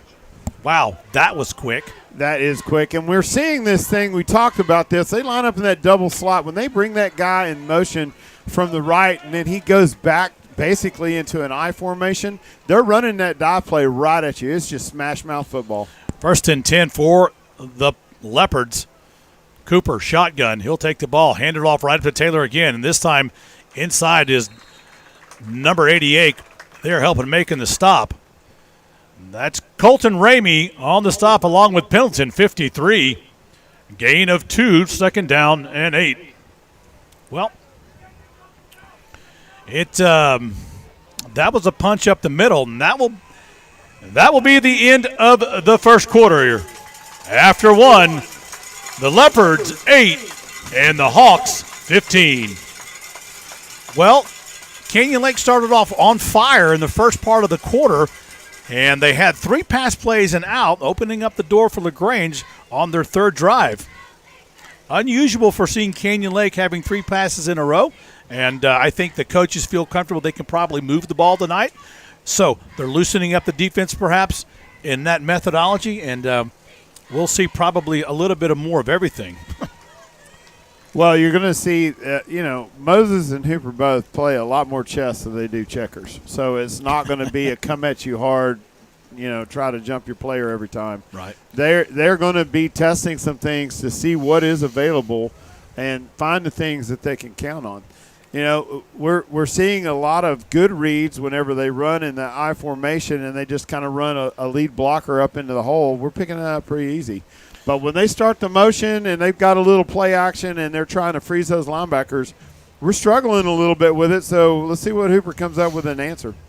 Well, it'll be 2nd down and 8 as we go into the second quarter. Second down and 8 as we begin the second quarter. Cooper in shotgun. Into motion is Wilkerson. High snap. It'll be a pitch out to Wilkerson. Here comes the defense, and they shut the door pretty quick. Wilkerson, number 9, will pick up a few yards, make it 2 for the Leopards. Let him bring up third down and 6. Chase Anderson coming up on that read. This time they bring the guy in motion, set him back there, and then make a quick pitch backwards. And the safety's coming up strong. Big third down for the Leopards. Canyon Lake trying to get a hold. It'll be third down and make it to long 6.5, maybe 7. Man in motion is Wilkerson. And flag has been thrown as Cooper decides to get rid of that. We don't know who the flag is on. It may be on LaGrange. Wilkerson came in motion from right to left. Corey, I think the far receiver released early before the snap. He had the Jimmy leg. He had the Jimmy leg over there, and I think that they're going to put him back. We'll see. I may be wrong. And here is the call. That'll be motion on the offense, and that'll back LaGrange up 5 yards. Repeat third down. They'll place the ball at the 38-yard line. So it'll be third down and about 12. Well, make that about 10. Well, still don't. There they go. Jimmy Adams over there working the chains. He's going to get it right. You just know it. Cooper breaks the huddle in the backfield. Shotgun formation for the Panthers. He'll take the ball, drop straight back. Here comes the rush. It's a screenplay. Dalton Taylor had it. And the pass is going to be ruled incomplete pass to DJ Taylor. That'll bring up fourth down for the Leopards. Well, that is a he wouldn't have gotten anywhere, if he'd have caught the ball.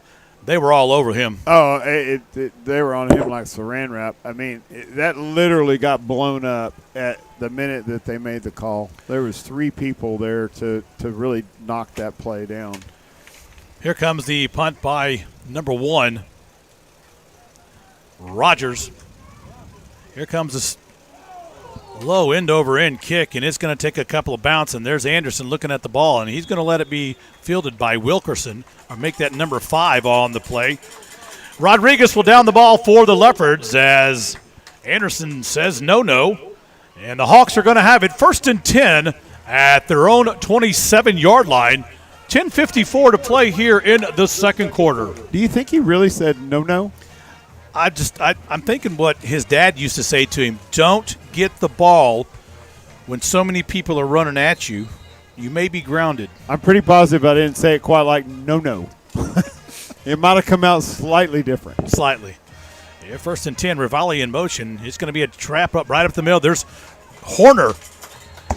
And Jesse Horner scoots across the left side. He'll break the 30-yard line down to the 33-yard line. He'll pick up 5. It'll be second down and 5 for Canyon Lake. There's the play they ran so successfully last week against Wimberley in large chunks as Horner, the senior tailback, gets back into the game. He'll pick up a loss, make it 6, second down and 4. Well, that counterplay is going to work really well when you're working on the edges like we are. Backside trap. Here comes Rivali. And Rivali on the carry. He's brought down by number 56 for LaGrange. That's Caleb Pyle. No gain on the play. It'll be third down and 4. Ball at the 33-yard line of Canyon Lake. Little backside pursuit from LaGrange and Pyle, also showing their speed on that line of scrimmage. Here comes Canyon Lake up the line of scrimmage, backside with Horner. Horner's pushing the Pyle forward. And Horner with the carry on the left side. Garcia with the block. And he'll get out to the 38-yard line. That'll be enough for Canyon Lake. First down. You know, a lot of times, Corey, you'll see people defend this slot T by putting a lot of people in the box. But whenever you cram that many people in the box and you holler fire, you know, they have a little bit of trouble getting out of their own way. And that's what you saw just then, is the linebackers actually running into the defensive tackle to give him an edge. Absolutely. Well, it's going to give us a first and 10 for Canyon Lake. Tight formation in the slot T offense. To me, a backside up the middle. And I'll tell you, there he goes. across the 45, down to the 50-yard line. Midfield is Rivali. He'll pick up 11 yards at midfield, and that'll be enough for another Canyon Lake first down. We talk about the stable full of backs that the Hawks have. Rivali running equally as well and as hard as Horner is and creating some space. Absolutely. Canyon Lake is definitely have a horse stall of running backs back there as Jeremy Green comes in, split out to the left side. Here comes McMullen. Rivali in motion, backside trap. Huge hold. There goes Horner. He's across the 30. It's a foot race. No one will touch him. Canyon Lake touchdown. Number 8, Jesse Horner. Right behind Atenzio. And there you go, the backside. You know, you almost thought that was going to happen the way he lined up in that left tailback position coming across. A typical A-right lineup that we have in the slot, but he just comes screaming across and breaks through the hole. Yep, he did. Well, it'll be an extra point attempt here by Dalton Stanley, number 12, the holder. Here comes the kick. The extra point is up, and the extra point is good. 8:34 here in the second quarter. Canyon Lake 22, LaGrange 8. Well, I know we had some issues with the camera. Still working on that, right? That's right. Just so long as your voice doesn't start cracking, we can make it through this broadcast. You get squeaky on us, and then all of a sudden people might start tuning out. Yeah. We thank you for joining us every night. It's a shout out to the people out there I know. Part of Billy Partridge, I work with him. He's online tonight. He's got a Vine. What a shout out to him real quick, man. I know he's listening there. A lot of people listening across the Fruited Plains and joining to tonight's game. Kicking off for Canyon Lake at the 40-yard line, Dalton Stanley. Back deep for the Leopards, Rogers, number 1, and number 12, Clay Wolf. Along with number 9, Wilkerson. All right, Hawk fans, on your feet. Kickoff time at Canyon Lake. A tradition started in 2007 when the school opened. A squib kick, and there goes Bill Green with his bag of tricks. And it is fielded by number 12, Wolf. So, LaGrange will have the ball. 1st and 10 at the 34-yard line.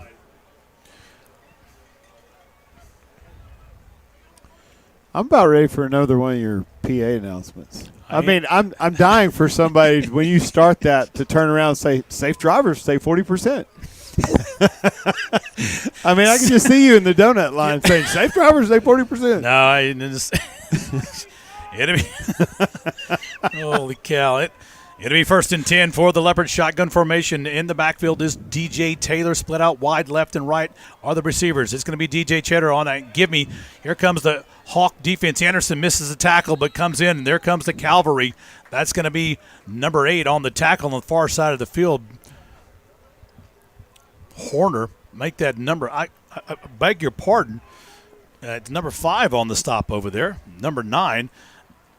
Coburn on the tackle for Canyon Lake. Pickup of 4. It'll be 2nd down and 6. Yeah, that time the safety crashes correctly. He's coming in fast. He just took the wrong angle, and that guy squeaked by him.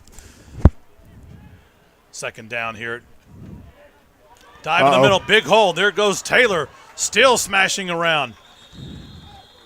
Taylor on the carry up the middle, and he'll go all the way across midfield to the 46-yard line of Canyon Lake, and that's a LaGrange 1st down. And I'll tell you what, that's the speed DJ Taylor we talked about. We saw it a little earlier as well, and the big boys from LaGrange parting the Red Sea. It'll be 1st and 10 LaGrange as Cooper has a shot going. Taylor in the background again. Twins right. It's going to be a quick pass out to the flats. And pass incomplete. Blaine Carnes there on the defense. It'll stop the clock with 7:27 to play in the second quarter. Well, Carnes read that one as well as Anderson. They did. They came up fast. And, with the score 22-8, you got to believe that LaGrange is going to try to climb back in with some big plays. Absolutely. 2nd and 10, LaGrange. Cooper, shotgun with DJ Taylor. He'll take the ball, scoot it to the outside, and in comes a tackle on the stop for Canyon Lake. That's number 42, Hayden Baker. It'll be a loss of about a yard. 3rd down and 11. Well, Baker came in there like a bolt of lightning as number 14 and 9 split out wide to the left. Single receiver to the right in the background. Shotgun with Cooper is DJ Taylor. Here's the high snap, and it interrupts the pattern. The quarterback is going to keep it, and boy, he's got wheels, and he'll be down close to the 1st down. Let's see where they mark him. Did you see that? Wow, what speed by Cooper. Well, it really was a busted play. That snap goes over his head. Everybody breaks coverage. They come up on him fast and just somewhat over pursue, and he takes advantage of it for 11 yards.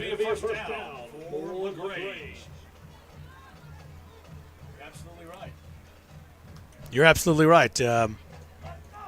Sometimes those plays that look like they go bad give the offense advantage. You catch them off guard. 1st and 10, LaGrange at the 36-yard line. In motion comes Wilkerson. It's going to be a sweep to this side. Here comes the defense. He's going to find a seam. He's got it across the 30 to 25, and he's knocked out of bounds by Anderson all the way down to the 15-yard line of Canyon Lake. Nice tackle by Anderson to save the touchdown. And that's a 1st down for LaGrange at the 15-yard line of Canyon Lake. Not something you really want to see when your safeties are getting their numbers called quite a bit. That means that something's going on to get them in the backfield. They're running a lot of counter and freezing the linebackers, and we're just having trouble with it. 1st and 10, LaGrange at the Canyon Lake 15. Into motion. Here goes DJ Taylor right up the big hole. He squirts through, and there he is. Touchdown, LaGrange. What an athlete and speed DJ Taylor has. Wow, he split the seams right down the middle. Oh, he did. I mean, I don't know. He looked like he was shot out of a pistol. And with nobody, we don't have any bullet tackling capability. Here's the extra point by LaGrange, number 99, Hector Orona. Orona will take the extra point, and another flag on the play. And I'm telling you, I think it's in their game plan to get Canyon Lake to move. And I'll tell you what, they are. That's going to go against Canyon Lake. They're going to go for 2 points. They did that a while ago down here. Now, it's going to be against Canyon Lake, and they'll get a half distance to the goal line. And LaGrange will go for 2 points. Well, I'll tell you what, here comes Shelley, number 51, a new addition to Canyon Lake. He's a big boy. Out comes number 42, Baker. They're going to go for 2 points, and I would too. Good strategy by the coaches. Wilkerson in the background alone with Cooper. He's up under center. Here comes. It's going to be a fumble snap. Flag on the play.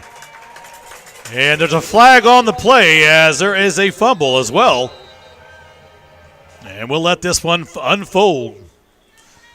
So I don't know what happened there, but they're going to figure it out. And now it's against Canyon Lake, another one. That's 2 in a row for the Hawks, so they'll – timeout has been called by LaGrange. And that's a really interesting timeout call, if that's exactly what they're doing. They are. LaGrange called a timeout. Yeah, the penalty will go against Canyon Lake. So this is an interesting timeout. You get a penalty. You're going for an extra 2 points. I guess you need an extra 45 seconds to figure it out. I'm not sure. I think the coach inadvertently called for a timeout when he really didn't mean to. It very well could have been. It was 6:06 on the clock, and it's 22-14. You know, you wouldn't expect that they would need a timeout. These 2 points aren't critical. You can still have a one-possession game. So, interesting choice. Well, they're going to go the 2-point conversion. They've got a half a yard to get there. Here comes LaGrange in the beef package. In the backfield is Taylor. Wilkerson out to the number 8 on the left side. Split out wide receivers on either side. It's going to be a simple dive play inside or the quarterback keep. And it's going to be Cooper with the push. And the pile still going around and around and around. And the extra point, 2 points is good.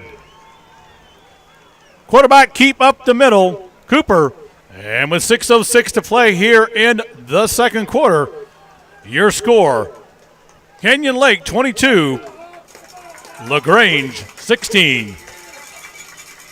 Well, there's 4 points given away by Canyon Lake going off sides, not watching the snap. And that's something you learn in Little League. But sometimes you don't get it down. Well, it's getting down there. They're frustrated. You know, they had a guy sneak past them now 3 times, you know, and then, again, be close to the tackle but miss on the angles. And it's causing a lot of frustration. When you get frustration, then you get some mental mistakes and people start jumping. I understand.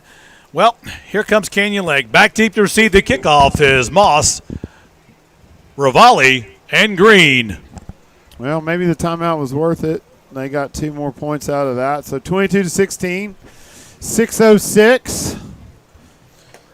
All right, Hawk fans, on your feet. It's kickoff time at Canyon Lake. Kicking the ball off is number 99 for LaGrange, Hector Orona. Well, Orona has, as we saw before, the complete capability of knocking this in the back of the end zone and keeping the speedsters away from the ball. And I will imagine his coach will give him the green light to boot this one just like the prior 2. Here comes Orona with the kick. He's teed up and knocks it down, and it is all the way going to be, they're going to take it at the goal line. That's Moss. He's out to the 10-yard line. He cuts it back, looks at the 15, has a seam. Moss, the sophomore, with the speed, will get it out across the 25. And Shane Moss with the return. He'll get it to the 26-yard line, and that's where Canyon Lake will have it. 1st and 10. Well, he gets one more than he would have if he got the touchback. So it was worth the extra yard and a little bit of experience for the sophomore. You know, Moss is extremely explosive, and one of the things you see there is he kind of stops and waits for his blockers. He does a really good job and kind of takes advantage of what was sewed up pretty tight. Here comes McMullen and Canyon Lake offense. Can they put another score on the board? Here comes Crisp up to the line of scrimmage, the senior center, number 50.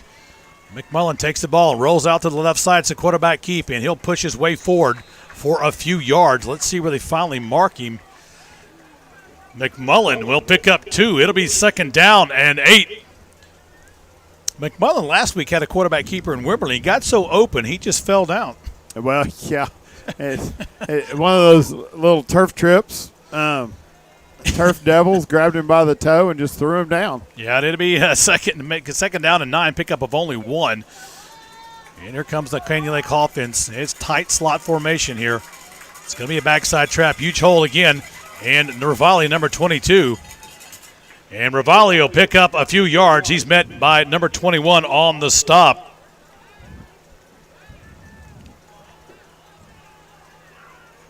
It'll be a 3rd down and 5 for Canyon Lake. The ball at the 31-yard line. In comes Jeremy Green. Out goes Carnes.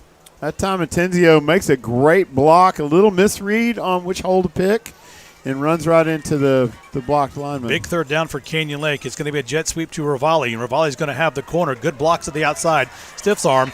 And Rivali, he'll get the jet sweep to the left side, come up short of the 1st down. Big tackle on the far side of the field, number 12, helping out Clay Wolf. It'll be 4th down and 2 for the Hawks at their own 33. Well, I'll tell you what, they read that one. They really did. They strung out the play. The safeties came up well and, made the stop that they needed to, and so it puts us back in punt formation. This might have been – is this the 3rd punt we've had all season? I think so. Here comes the kick by Pauly. He gets one off, end over. Not a long kick at all, high up in the air. Hope he gets a Canyon Lake bounce, and it's going to bounce out of bounds. And Pauly will take one all the way down to the 38-yard line. That'll be 1st and 10 for LaGrange. 4:02 to play here in the second quarter. Can't be too happy with that kick off the right side of his foot. And here comes LaGrange with their ears peeled back, looking to rack some points up on the board and tie this game up. Well, Pauly probably known better for his slider. He is quite the baseball player, but showing himself as an all-purpose football player. Yep. Little bit tough on that kick, but we still have them back in their own side of the field. 1st and 10, LaGrange. Wilkerson goes out from left to right. He sets up in the slot. Cooper with the quarterback in the shotgun. It's going to be DJ Taylor. Here comes the Canyon Lake blitz, and Taylor still on his feet. Taylor gets out to almost the line of scrimmage. Be a loss of 1 on the play. It'll bring up 2nd down and 11. That time Hunter Anderson actually read that well. He crashes up and makes that play at the point of attack, and that's going to be the difference maker. If you let these guys behind you in space, they're going to run all over you. But if you can catch them at the line of scrimmage, something can happen. Loss of 1. It'll bring up 2nd down and 11 for LaGrange. Number 1 split out wide to the left is Rogers. Going to watch him. He's got good speed. In the motion comes Wilkerson. He'll set up on the hash mark. He'll come back in motion. Cooper takes the ball. It's going to be handoff to DJ Taylor. They're going to pitch it out to Wilkerson, and he is tripped up. Nice play by Canyon Lake on there. Coming up for the tackle. That'll be at number 19, Anderson. It'll bring up 3rd down and 5. Good play by the sophomore coming up. Yep, they're holding them back there. So for those that may be seeing a score of 15 for Canyon Lake, it's 22-16 Hawks. We are up. Timeout has been called by LaGrange. 2:40 to play here in the second half. Your score, Hawks 22-16 for LaGrange. Safe drivers, save 40%. I'm about to do my safe drivers. Telling you. But have no fear, Hawk fans. We've made a couple of adjustments. I'm telling you, we're battling a lot of gremlins up here. Boy, we are. But a lot of gremlins going on tonight, and we're going to try to get them straightened out for halftime. But hey, it is what it is. We're having fun tonight. I'm glad you guys are all here watching. But we're going to get through all these technical difficulties, and we're going to get Darren over here, a hot dog and a Coke, and he'll be happy camper. Right. I don't know if he's going to how about a whiskey? That's right. How about a scotch? I don't know if have a Coke and a smile is going to do it right now. Yeah. He is, I guarantee you. Yeah. So hang in there, sports fan. We got a big game tonight. A lot going on up here. It's 3rd down and 6, Canyon Lake. Here comes a chance of the fan. Canyon Lake twins out to the right side. Rogers over here on the left side with Barnes all by himself. Taylor in the background. Canyon Lake doing some shifting up front. Going to have some gaps. It's going to be a rollout to the other side. They're going to look for Rogers. The pass is caught at the Canyon Lake 48-yard line. That'll be a LaGrange 1st down. Stopping the clock with 2:35 here in the second quarter. I mean, that was a good coverage by Blaine Carnes, number 3. Oh, he was wrapped around him like cornbread on a corn dog, but, somehow he came up with the ball. 1st and 10, LaGrange. In the backfield is Cooper with DJ Taylor. Cooper looks downfield, lets one go, looking for the speedster. He's covered by Anderson. Great coverage by Anderson, number 26, the sophomore. He's got his hands full out there, but he did a great job. I think he got a step on the inside of Rogers before he got his speed and was able to keep up with him. It'll bring up 2nd down and 10 for LaGrange. Well, he did. Bravion Rogers definitely has some speed. Chase Anderson stays with him step for step and, basically makes a coverage play. Here comes 2nd down and 10. In motion, Wilkerson. He'll come from left to right. It's going to be a feed right to Taylor, and there's number 42 in the hole. And a big stop in the hole, Hayden Baker and Pendleton. It'll bring up 3rd down and about 9 for LaGrange. Wow, that was just a fantastic job on that front line. They really pinched and plugged up some holes. They're getting banged around a little bit down there, but they're staying strong and making plays. Baker was huge on that one. 1:56 and counting here in the second quarter, and LaGrange will put Rogers far on the right side. Number 6, Baker will come far to the left. In the slot is Wilkerson. Taylor in the background with Cooper. Shotgun. Canyon Lake, here comes the outside blitz, trying to put pressure on the quarterback. He rolls out, looks downfield, nobody up, he's going to take it. And here comes the Canyon Lake defense. Number 10, Bowers and Green, along with Baker. It'll bring up 4th down and 8 for the Leopards as timeout has been called on the officials. Wow. There was a collision back in the defensive backfield. Oh, man, was there. And Hunter Anderson limping off the field, but the other guy limping off the field too. It looks like they collided thighs. That was, again, another defensive backfield coverage sack. Yep. In fantastic play just by sewing that route up. Cooper didn't have any place to go with this. He's going to tuck and use his wheels, and we know he has wheels. He took off several times on Canyon Lake. But Canyon Lake will have 4th down looking at him. Back is going to be kicking the ball is number 1, Rogers. He'll be in the punt back there. Canyon Lake has dropped Anderson back at about the 15-yard line. Clock is still running because it was officials' timeout. He wound it up. They're going to burn that clock off as much as possible. We're down to about a minute to go here. LaGrange going to wait for the last minute to get this punt off. There's 2 seconds on the board, 1-0, and they just barely got that punt off. End over end it goes, and Anderson's going to let this one go into the end zone. And Canyon Lake will have the ball when they get out, 25-yard line, 1st and 10, 52 seconds here in the first half. So Chase Anderson back in place of his brother, Hunter Anderson, who's still limping around a little bit. But that just really what that means is it changes the time that we're going to show up tomorrow from 9 o'clock to 8 o'clock for treatment. Well, let's see what Coach is going to do here. We got 52 seconds left on the clock. And is Coach going to try to pull out a razzle-dazzle or something or grind it away here to run out the clock? Here comes Peyton McMullen under center. Canyon Lake will take the ball. It's going to be a backside gimme. And it's a fake play, and there goes McMullen on the quarterback keeper across the field. He's across 50. He's a 40. It's a foot race. McMullen striding it out. McMullen still on his feet across the 10. And quarterback keep McMullen on a horse race all the way downfield to the 6-yard line on the keeper. McMullen will have it inside the 10-yard line, and it'll be 1st and goal from the 8. Well, Moses answers your question. It was a little bit of razzle-dazzle. That everybody thought that Rivali had the ball, and all of a sudden McMullen comes shooting out of there like Gonzo out of the Muppet cannon. It'll be 1st and 10. It's going to be Horner. Horner's going to find Jesse Horner on the carry. And Horner, timeout has been called by Canyon Lake.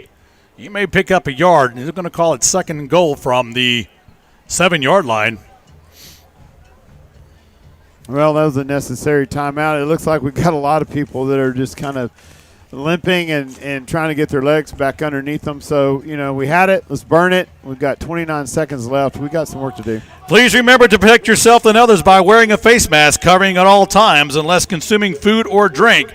Wearing a face mask covering in public settings is proven to be the most effective way to slow down the spread of COVID-19. Face coverings help you not jeopardize the health of the student athletes participating in the game and others in community. The public service announcement for the COVID Well done, Corey. regulations. Well done, Corey. That was a nice announcement there. Yeah, no problem. Got it. 2nd and goal for Canyon Lake at the 8-yard line. Here comes the Hawks. One timeout, dive play, Horner. He's going to battle his way through. Touchdown, Canyon Lake! Horner left side. And he'll get off a block of Garcia and Rivali. And the Hawks score here with 24 seconds to go into the 2nd quarter. What a quick answer. That was a positive outcome. And well done by Coach Moses. Well said. That was positive. It was positive. Well, thank you. I try to use my words and be as loquacious as possible for you, Darren. Well done. Well played. Here comes the extra point. A kick is up, and the extra point is no good. So your score here with 24 ticks to go in the first half. Canyon Lake 28, LaGrange 16. Well, we all try to use our big words, and ever since Kaleidoscope, C-tip run, C-tip go, C-tip get the ball. We try to learn from the 2nd grade manuals, but you've done well. Well, I did make it to the green primer. I mean, it's quite the feat. I even got a ribbon for it. I got a 100% attendance in second grade and got a ribbon and a plaque and everything. Still got it? I do have it. It's in the old in the Hall of Honor. Hall of Honor next to the old Little League Championship jacket. Oh, bringing out the Little League Championship. You got to back in the day. What position did you play there, Corey? I was quarterback and linebacker. Oh, okay. Yes. Little League. Okay. Yes. All right. The anger continues. I was a 142-pound offensive guard. That tells you about the depth of that squad you were on. There's nothing quite like being a fighting blue kangaroo from Weatherford, Texas. All right. Kicking off the ball. All right, Hawk fans, on your feet. Dalton Stanley lining it up at the 40-yard line. It's kickoff time, folks. Here comes Stanley. He's going to squib this one, give nobody the return speed back there. And Wilkerson will fall on the ball at about the 29-yard line. And that's where LaGrange will have it, 1st and 10. Good kick by Stanley right down the middle, not giving the speedsters an opportunity to find that wall and put a quick 6 on the board. You just don't want that to happen. Canyon Lake will have the kickoff coming in the second half. Yeah, and you got to believe that Cates is not going to go quietly. They've got the ball down in their 30. They got 24 seconds left. They're probably going to try to make 2 or maybe 3 attempts at this downfield. Absolutely. We'll see. I've been fooled before, but 1st and 10, Canyon LaGrange.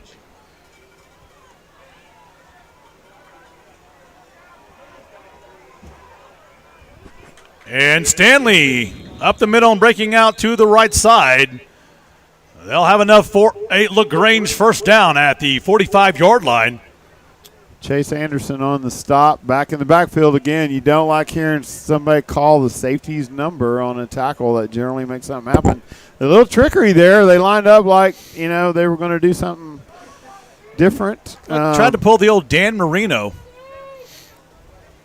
That sounds like a dance from the 80s. Is that a fake kneel down? That's a fake kneel down. That's a fake kneel down. Very right. good, Darren. You win tonight's prize, a box of Cracker Jacks supplied to you by the concession stand. I need those right now. First down, LaGrange.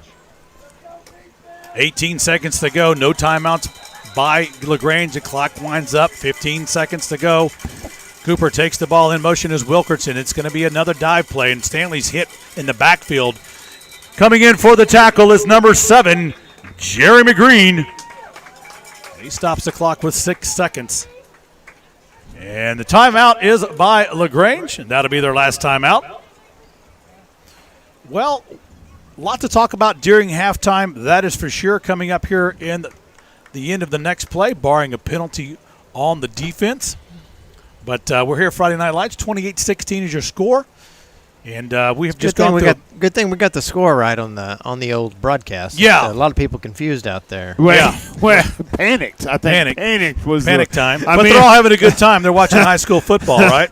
Oh God! You'd have thought that I'd announced free beer because there's people texting me like now they're fired up. They're fired up, but they're going to be more fired up after the half when we start giving away some Meemaw's tacos. Oh, my gosh. Somebody just sent me a picture of Donald Duck wearing pants. This had to be this. Well, it took them 30 minutes to find it. They photoshopped this, I guarantee you, because Donald Duck does not wear blue jeans. Here comes the last play of the half, and Cooper looks downfield. He's going to wind up, has zings one across the field into no man's land. That'll stop the clock with 1 second to go as the pass is incomplete. But, yeah. Again, that was a coverage play for the defense. Nobody was open for Cooper. He had to place it on the turf, and nobody would intercept it. It'll bring up 3rd down and 11 for the LaGrange. They're trying to get downfield. I wouldn't be surprised if they don't roll out and try to do a Hail Mary and looking for a call. If I was the offensive coordinator, if you try to get points any way you can, that's what I would do. Twins right, twins left for LaGrange. They're in the sprint package. Taylor in the backfield. It's going to be a wing out to the left side. They're just going to get it to Rogers. He's an athlete. Try to make it happen. He's still on his feet across the 10, and he's hit out of bounds. Well, that'll be the end of the first half of play as Anderson makes the tackle for Canyon Lake. Your score, Canyon Lake 28, And LaGrange, 16. That was not only Anderson on a tackle, that was Anderson on a fumble recovery. That guy lost the ball on the field, so with no seconds left, we actually had a fumble recovery. That's going to be positive turnovers for Canyon Lake. Well, Anderson put him upside down, so that I think he separated him from the ball and himself. He did separate him from the ball and himself. That's another positive. That's a positive. Somehow we found the end of that sentence. We're looking for all the positives we can get right now. I'm telling you, it is something else up here. Which is sponsoring this event, is a volunteer educational association through which more than 1,300 high schools participate. Texas work cooperatively.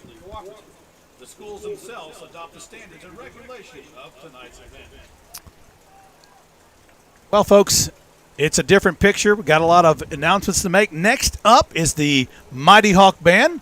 We may go to a break here real quick and have some sponsorships float across the screen. If it wasn't for our sponsors and Darren's talent and act, we're going to stay on the field. I think we're going to do that. Yeah, we're obligated to show the yes, we are. The band and the dance team, I believe. Oh, the dance team is coming out. I'm UIL sorry. as well. I think sorry. that's a UIL requirement. Yeah, absolutely. I did not see the ladies up front. Your daughter is a captain there. Well, yes, she is. Yes, she is. Now you mention it. Yes, he is. Y'all still have kids participating. I'm over here feeling like droopy, like an old man. Yeah, like an old man in the sea. It was an old man in the sea. Canyon Lake's going to come out, and this is their. Have you even read that? Well, I'm just quoting the title. Look, That's what I always did. I was quote the title. I was a library aide my senior year, and I had access to a lot of Cliff Notes. Oh, back when the Dewey Decimal System was still hip. Bibliography. I'm telling you, man, I could do those as well. I learned a lot. Miss Martin. Oh my She was not a rule breaker or a rule bender. Well, here comes the halftime performance by the Mighty Hawk Band and the Emerald Dancers.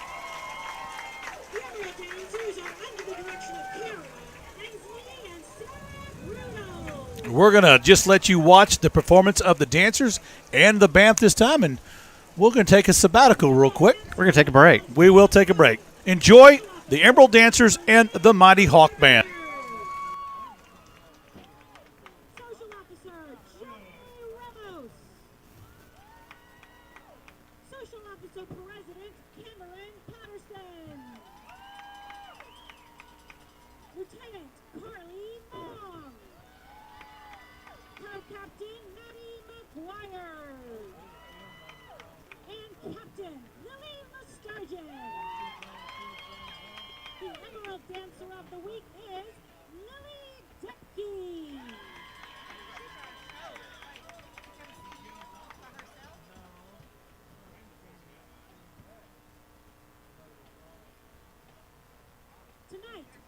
Performing a high-kick routine to rock around the clock.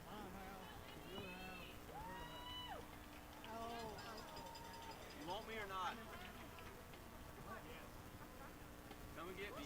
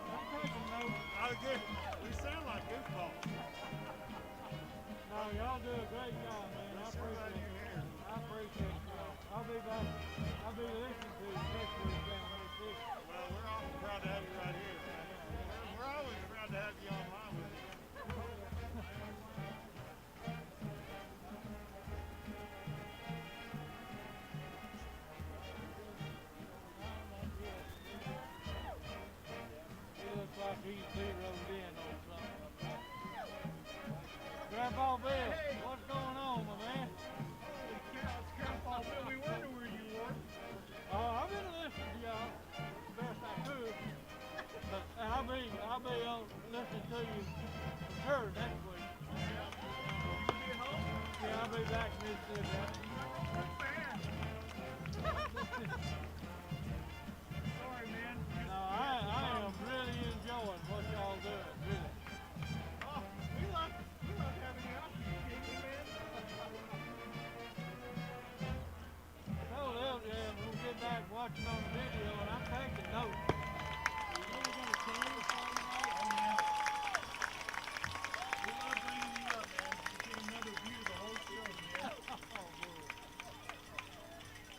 I do appreciate y'all. Y'all do a great job. Well, thank you, man. We do too. I'm Aunt Natalie. Okay. From Fort Worth area. From where? Fort Worth. Oh, Fort Worth. Yeah, you're Jeremy's Fort Worth. aunt. Yeah, you're Fort Worth. Yeah. Yeah, I met you last year. Yeah, A whole bunch of y'all. Well, years ago. I've met you many times. I'm sorry, it was when JT Senior. Yeah. No, I get it. I totally get it. Yeah, this is Steve. My husband. I'm Corey. Yeah, I think I met you too. JT Senior. My son Senior. Yeah. Sorry, keep up with everybody. That's fine.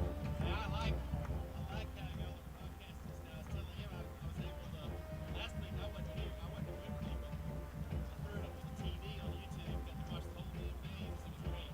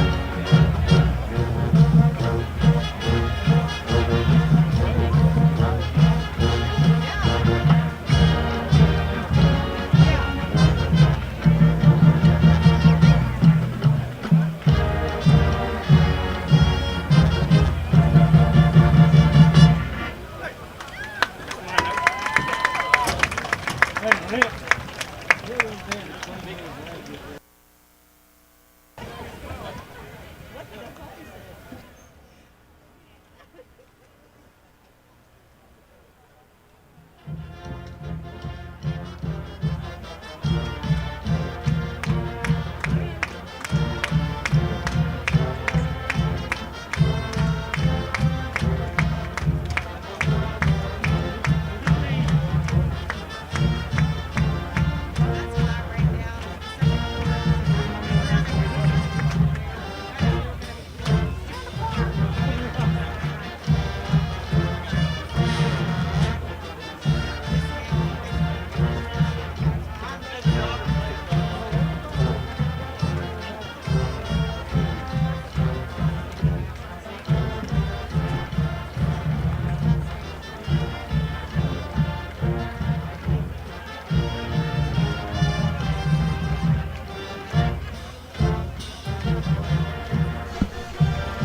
tell you later.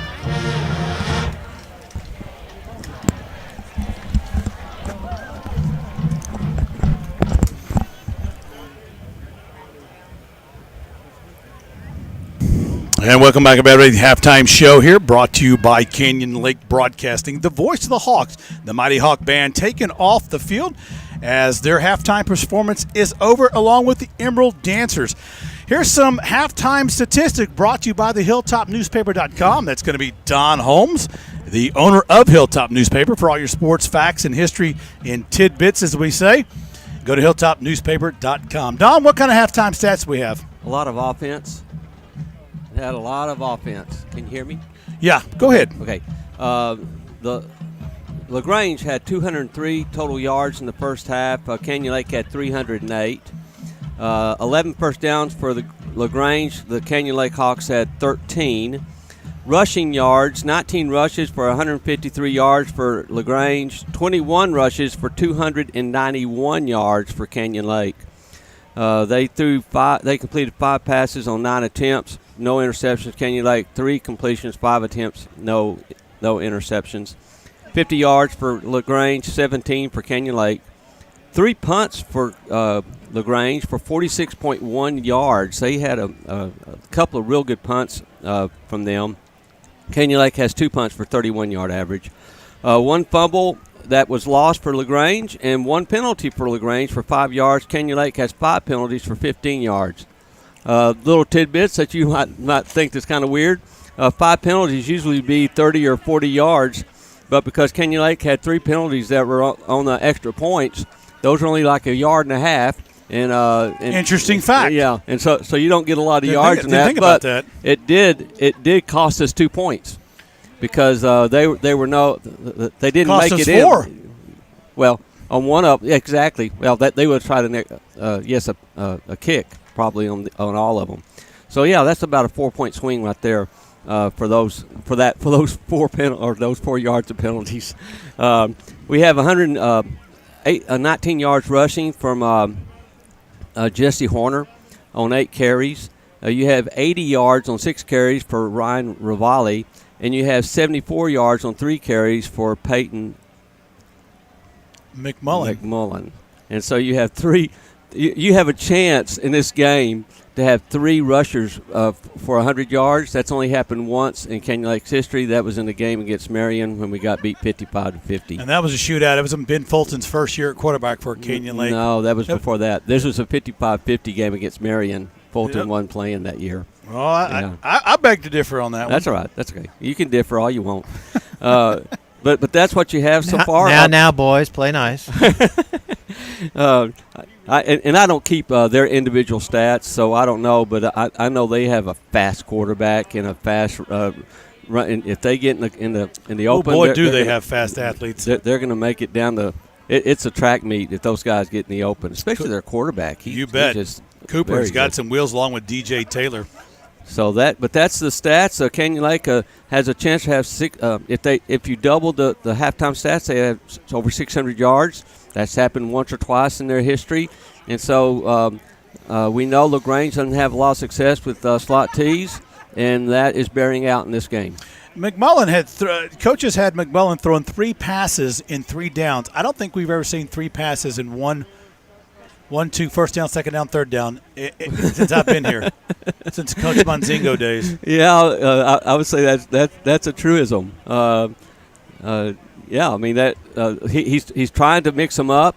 Like what impressed me about Canyon Lake last week was that we needed about go 70 yards or 80 yards on that last drive. We did. Well, we went 1 yard short. They knew we were going to pass. We knew we were going to pass. And Canyon Lake with the slot T has never had an offensive drive where everybody knew they were going to pass. Yes, they passed, but it's usually a pass on a surprise. But this was not any surprises on our passes with Wimberley last week, and that was an impressive stat for us last week. Well, Peyton McMullen getting to show his wheels a little bit, did it yesterday as well, and we had a huge fake, great play by the quarterback doing a little Houdini back there. Nobody really knew where the ball was until it was 10 yards downfield. Exactly. I was watching Rivali come on the jet sweep over here, and he did a little stutter step, and I said, man, he stutter stepped, and then he just kind of stopped, and I looked down, and I saw Peyton chugging down the past the 50-yard line. If he would have run straight, he might have made it. But he knew that he was losing some gas, and he just kind of played it out there and just kind of got. He had some heat on his tail, and he felt that. So good run by McMullen. Coach letting him run a little bit out there, and had some success at passing as well. And we've done pretty good in pressuring their quarterback as well because they've got a lot of speed as we've seen. Yes. So but that's your halftime stats, and yes, Corey will tell you that the game will be by 9 o'clock in the morning, but don't usually take that. It might be 10. So your article is going to be out at 10. It'll be in the morning. In the morning. It'll be in the morning. Coffee time. It depends on it depends on how much sleep I get. Real quick, a lot of people don't understand. We've played LaGrange 3 times, and we're 0-3 against LaGrange. It was a 2012 season we got beat. The next year we played them again. We played them twice in one season. Right. And that was during the regular season game and then the playoffs. Right. Second round by district. Make that area. And it was a cold, wintry, stormy day. It was so cold, I was glad I was in the press box. That's right. I was in the stands. I remember it very well. You didn't come down and say hi to me. No, not at all. But I hollered down to you, but it froze on the way down. You didn't hear it. No. Well, that's your halftime stats by hilltopnewspaper.com. Get all your stats and facts tomorrow morning. And Don Holmes there on Hilltop. He'll have the story out, written up, and ready to go as we get underway here in about 11 minutes for the rest of the game. Don, I appreciate your stats and everything. We greatly appreciate it. So, it stands to reason that I was right about Ben Fulton's first game as a sophomore year. I have a memory like an elephant. It is like an elephant. It's good to see that Big Ben was out there listening. Oh, He corroborated your story for you. You bet he did. Yes, he did. I should have indeed. put $20 down on it. You should have. You would have. Collected. I don't know if Don would have paid you, but you should have bet him. No, he wouldn't have paid me. No, I don't think he would have. Shout out to Ben Fulton, number 12. The prior number 12 quarterback out there has done very well, and he's the legend out here with the slot T and led his team onto the playoffs with his cast of characters back then. But good to see you out there, Big Ben Fulton. But you just listen to me. I'll get them all straight. But anyway, here we are at halftime. It's 28-16, 10 minutes to go until the kickoff. We're going to do a couple more UIL announcements as we have to, right? As new things take over here, we're going to go to a break real quick and get some sponsors on there. We've got a few things going on, some little issues, but overall, I think we're doing pretty good, given the things what we have to take care of. Well, we've got some camera things we got to work out, but anyways, we appreciate you hanging in there. Hopefully, at Hawkwatch, you're having a good time out there. And here's a couple of commercials from our sponsors. Yes, absolutely. Here we go. We'll be back in just a minute. Hey, this is Stephanie at Good Life Pharmacy. If you had not had a chance yet, stop on by our pharmacy and come meet our team. We are open Monday through Friday from 9 to 6 and Saturdays 9 to 2. Come check out our website at www.goodlifefarm.com. We also even have an app that you can use on your smartphones to help manage your refills and requests. You can even text us through the app and we can respond quickly to your questions and concerns. Again, stop on by when you get a chance or give us a call at 830-214-2920. Thank you so much and take care. You may think you can get a good burger almost anywhere around here, but at Baja Barbecue Shack we have a lot more to offer. While enjoying one of our delicious options between Tex-Mex and barbecue entrees or enjoying a drink at one of our full-service bars, you and the kids will be well entertained by our live music while overlooking the marina, which is one of the best spots in Canyon Lake to see the beautiful sunset. So come join the Baja family. Find us at BajaBarbecueShack.com or give us a call at 830-935-3122.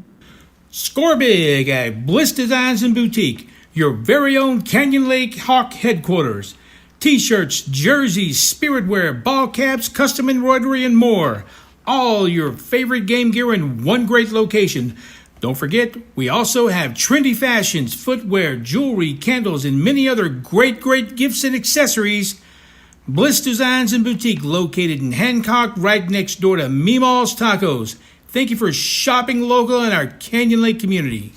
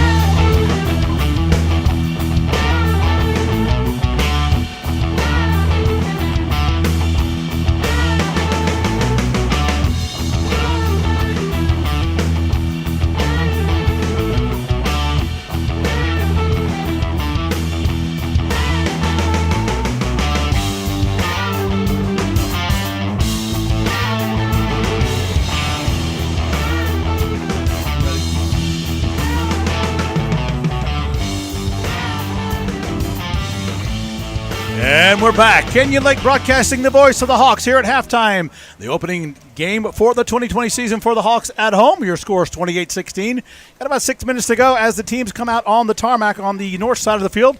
Kenyon Lake has done very well so far, and so has LaGrange. It'd probably be a closer score, but there's a turnover involved where it gave Kenyon Lake the advantage of scoring twice in the first quarter, right up in succession. So Kenyon Lake is up on the opponent right now. However, the opening kickoff will go to LaGrange. You just got to know they've got their speed demons out there and a bag of tricks as well.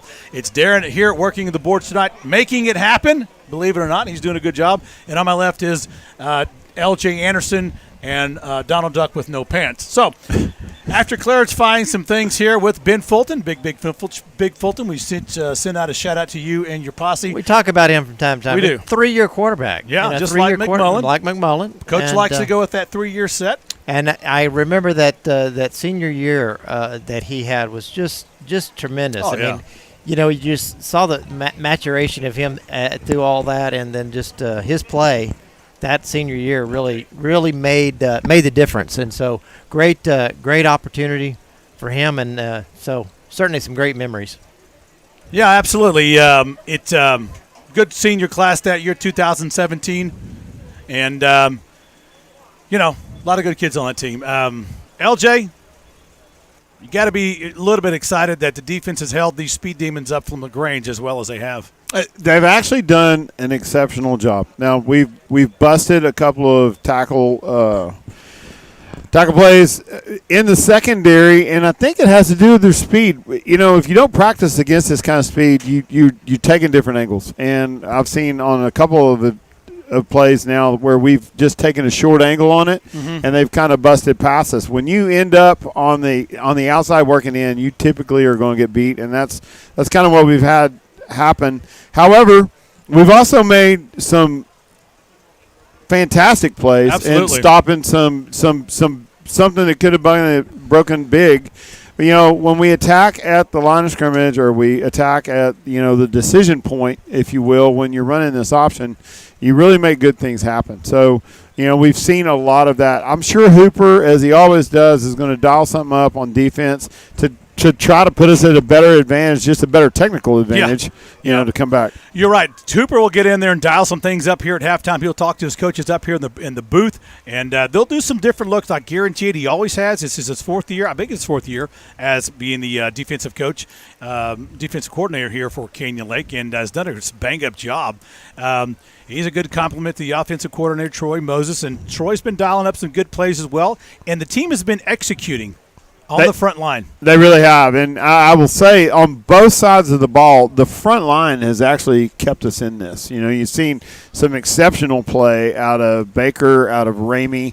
You know, we saw Ramey catch a touchdown pass for the first time. He's going to Arby's tonight. Roast beef sandwich. Surprise. Yeah. Where in the heck is there an Arby's? He's going to drive 400 miles to find an Arby's near Kenyon Lake. Well, but anyway, I mean, I actually got excited there for a second. I was like, Arby's, where? Anyway, we've seen a lot of good play on the front line, and again on that left side, you know, Atendio, and we've seen a lot of good play out of Harwell. We're sealing the edges, and we're getting good plays on counters. We're getting good plays, you know, just around the edge, and doing a super job of seal blocking, which is a really hard blocking technique. So it is a big technique. Kudos to them for getting that done. Well, here's another big technique. You ready? It's Meemaw's Taco Giveaway. Text us at 210-246-3345. That's 210-246-3345. Text us you want Meemaw's Tacos, and we'll take caller number 8 and number 15. Text me now to win some tacos. Give me your name. Text us now to win some tacos. Caller number 8 and 15. Did I say 15? I said 15. I think I did. All right. Here comes the rush. We'll be taking these texts here. We've got 1:40 to go towards the game, and here they come. Here they come. Here they come. Keep going. Meemaw's Tacos professionalism has taken over. There they go. Look at the people. Woo! 1, 2, 3, 4, 5, 6, 7, 8, 9. Whoa, there goes 8. Whoa, here they go. Here we go. And you can stop. We have the winners. We have the winners. No need to continue on. That was a quick one. We had a whole bunch of people come flying on there. Let me give you those winners right now here. 1, 2. Hang on.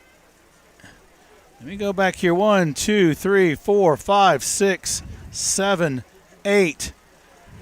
The winner is, I don't know who this winner is, as LaGrange comes on the field. Here comes the Leopards from LaGrange. We'll get you the winners in just a moment. You just hang on there to your seat while we get the second half underway. The suspense was planned, by the way. Good timing. As Canyon Lake lines up into the Hawk Tunnel, and LaGrange has come up on the field in a puff of smoke. And Canyon Lake is still getting their final instructions, but it's good to be back here. Your halftime score, 28-16. And everybody's on the field, and it's good to be back on Friday night in a COVID environment, as they say. And here comes your Canyon Lake Hawks. On your feet, Canyon Lake. We're going to announce the winner of Mima's Tacos here in just a little while. Gee, we only had 92 people try to win that group. They're professional. Pretty good turnout. Yeah, good turnout. So that means we have listeners. We have a few out there, I'm sure. Greetings, parents and fans. Welcome back to the second half of play. We'd like to remind you that all spectator groups must have 6 feet of social distance between the next group. Please do not sit in the taped areas. As a reminder, per state mandating UIL guidelines, face coverings are required to be worn by all spectators. Thank you for your cooperation, and please enjoy tonight's contest.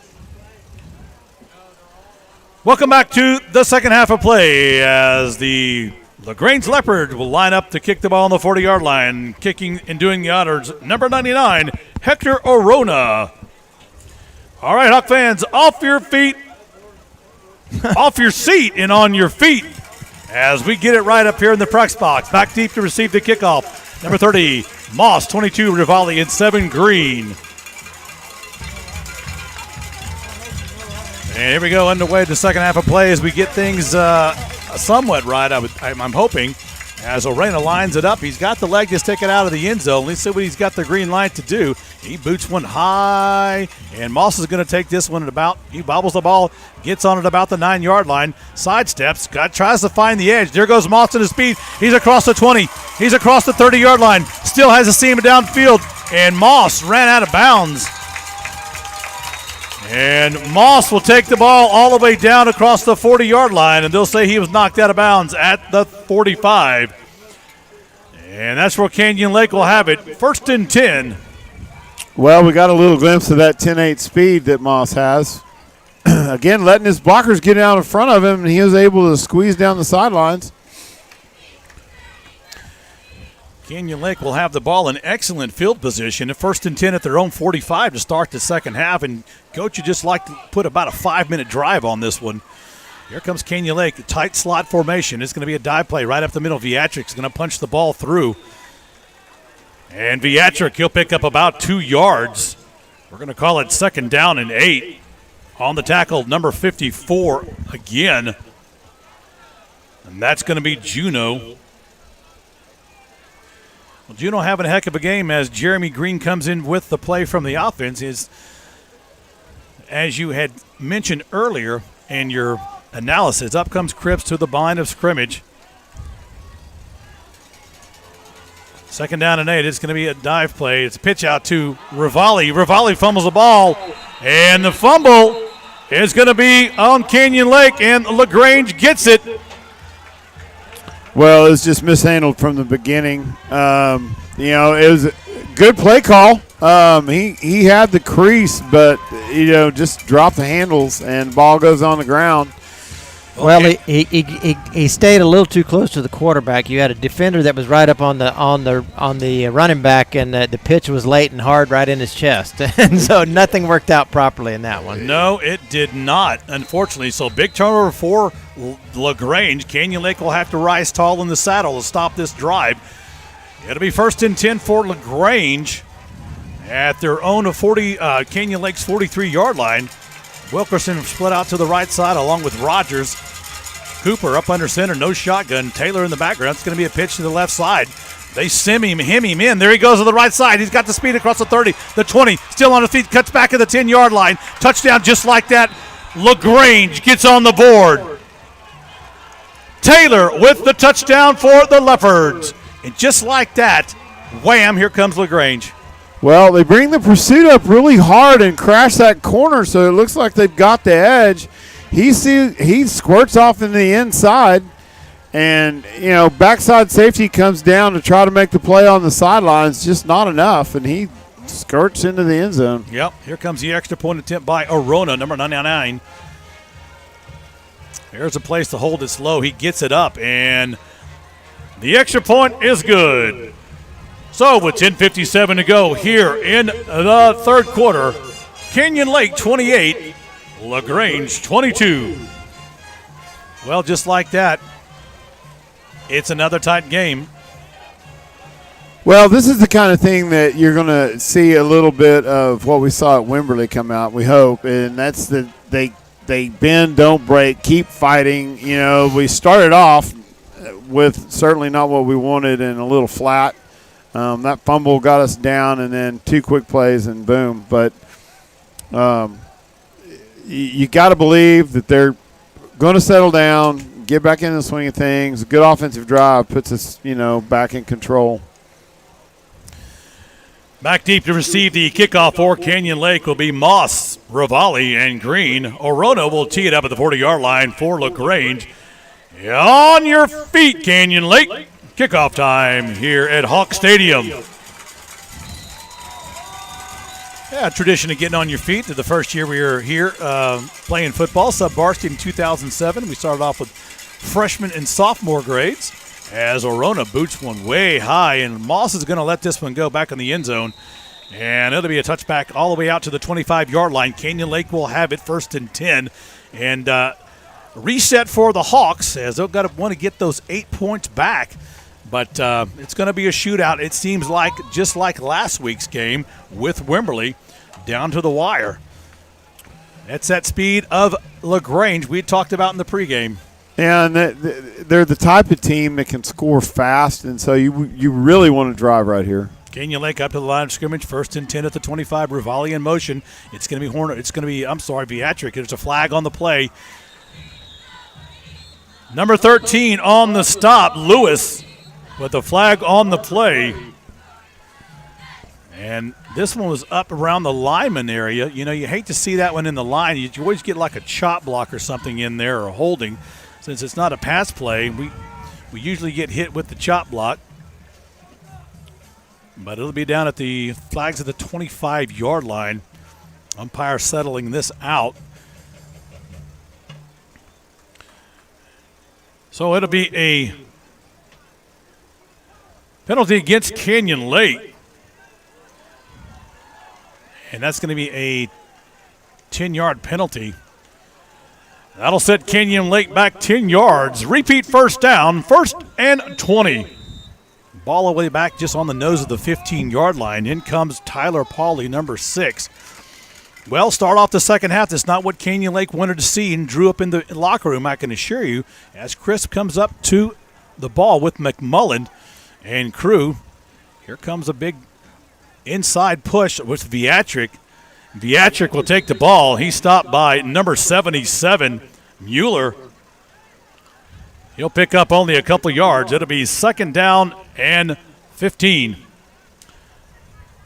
A little testy out there. A little testy. Yeah, a little back and forth. Emotions starting to get the best of a couple, but, hopefully they'll settle in. I mean, this is the kind of thing that you would expect.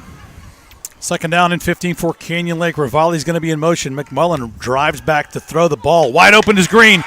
Jeremy Green's got it midfield. 40, 20. He cuts across, still on his feet. 10, 5. Touchdown, Canyon Lake. McMullen to Jeremy Green. Wow. What a push-off and talent by Green to get that ball across the goal line.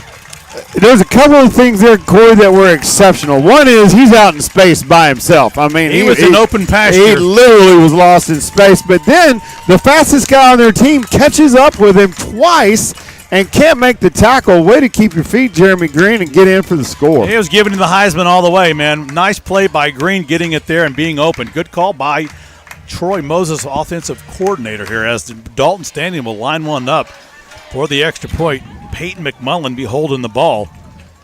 And here comes the extra point attempt. The kick is up, and the kick is good. So 9:46 here in the third quarter. Canyon Lake responds. 35-23 is your score. Well, you start to see a little bit of emotion down on the field, people getting a little bit testy, but there's nothing that says that he slammed the door in their face and shut that down a little bit whenever you can score quickly like that. So LaGrange showed quick score capability. We answer, and that's exactly the competitive nature that we were talking about. You know, bend, don't break. Keep going, Hawks. Well, folks, we hope you're enjoying tonight's game. Interscholastic athletic program, which is properly planned and administered by this community, is an asset. It provides educational values and wholesome activities for all high school students as either participants or spectators. Teeing the ball up for Canyon Lake at the 40-yard line, Dalton Stanley. And that means one thing, Canyon Lake. Get on your feet. It's kickoff time. Back deep, number 9, Wilkerson. Number 14 as well for the Leopards. That's Kemp and Rogers.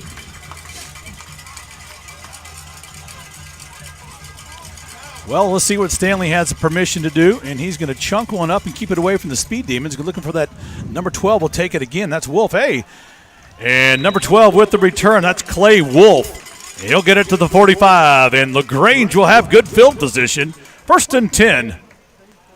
Well, I'll tell you what. Go ahead. I'm sorry. Well, I was going to say, you know, those little short kicks sometimes put a lot of pressure on the kicking team, to make a play. And Baker was right up there to do that.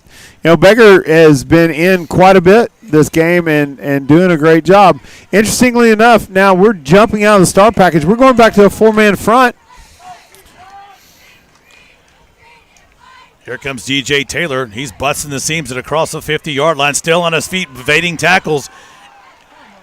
And DJ Taylor on the right side again, all the way across the 35-yard line of Canyon Lake down to the 30. That'll be a LaGrange first down. Well, they put that big front up there in order to stop that man right there, and they did not. It'll be 1st and 10 for LaGrange as Taylor racking up the yards for the Leopards.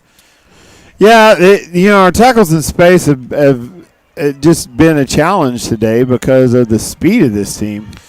It'll be 1st and 10, LaGrange. Man set. Here comes a dive play by the fullback. It's Wilkerson. And number 9, make that number 8 on the carry, Imhoff. He's upended by 42, Baker. They'll pick up 6 yards. It'll be 2nd down and 4. Austin Bowers coming in to clean that one off. Well, Canyon Lake's got to learn to stop the run against his big offensive line of LaGrange. It'll go back and forth all night if they do not. 2nd down and about 4. Quarterback keep. That's going to be Cooper on the carry. Quarterback keep, and it gets to the 20-yard line is the quarterback, Cooper. And they'll mark him down just inside the 20-yard line, right on the 20. That'll be enough for a LaGrange first down. Well, we have a running game as well, evidently, as LaGrange. The big push by the up lineman there for the Leopards has proven his point here early in the second half of play. It's going to be a quick pitch to Taylor again. They're going to use that speed on the side. He's going to get through over there. You know, it's interesting. Taylor with the carry on the right side. He's knocked out of bounds over there after a gain of 9 yards. It'll be 2nd down and 2. It's interesting. We go down to the 4-down set, and we've taken a little speed out of the game, and they're starting to pick on that and getting us on the edge. Remember, if we got too many people inside the box, they have that corner. Absolutely. Make it 2nd down and 1. A ball at about the 11-yard line of Canyon Lake. Big fullback set. It's going to be right up the middle, and it's Imhoff. And number 8 on the carry, Imhoff. He stood up, brought down by number 42 and 53, and that's going to be Pendleton.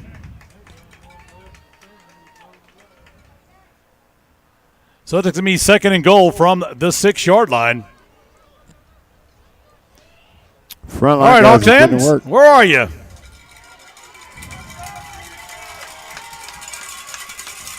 Here comes the triple setback, kind of like I formation. Up back's going to take it, and that's Wilt and number 8, Imhoff. And Imhoff with the ball. He'll get forward momentum inside the 5 down to the 4. It'll bring up 3rd down and goal from the 4. Well, now they're going pound up the middle. What do they do here? Well, you got to believe that they're going to try to make a read and, pretend like they're going up the middle again and then, pull it out. I got to believe this is 4-down territory for LaGrange if they don't make it here. In the back is Taylor, the speedster. Here comes in motion from left to right. Cooper takes the ball. Shotgun. Oh, wow. Snapped over his head. The quarterback's in a scramble for his life, and he's going to try to make the edge and lose big yards. Blaine Carnes coming up with the tackle on Cooper, and it's going to be a huge loss for LaGrange all the way back to the 16-yard line. And it'll be 4th and goal from the 16.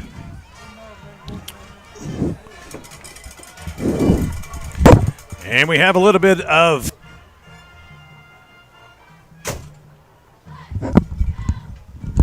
that'll take him all the way down to the 16-yard line. I thought that was 3rd down. Was I wrong? Evidently I was. 3rd down and goal from the 16. They're going to spread it out a little bit. Twins to the right. It's going to be it's going to be a run by the quarterback. He's looking to scramble. Fumble on the play. Canyon Lake and LaGrange dive on it. And it's going to be Canyon Lake football. Corey. Coming up with the play, number 44 on the fumble recovery. Corey, that time the quarterback wanted to do a reverse play. He wanted to flip it to the receiver coming back across, and the defensive end on the right side of the formation blew that up. It was not there, so he had to go with it. And then he didn't know what to do with it and never tucked the ball away. It looked like a broken play, did it not? It was broken. It was broken indeed.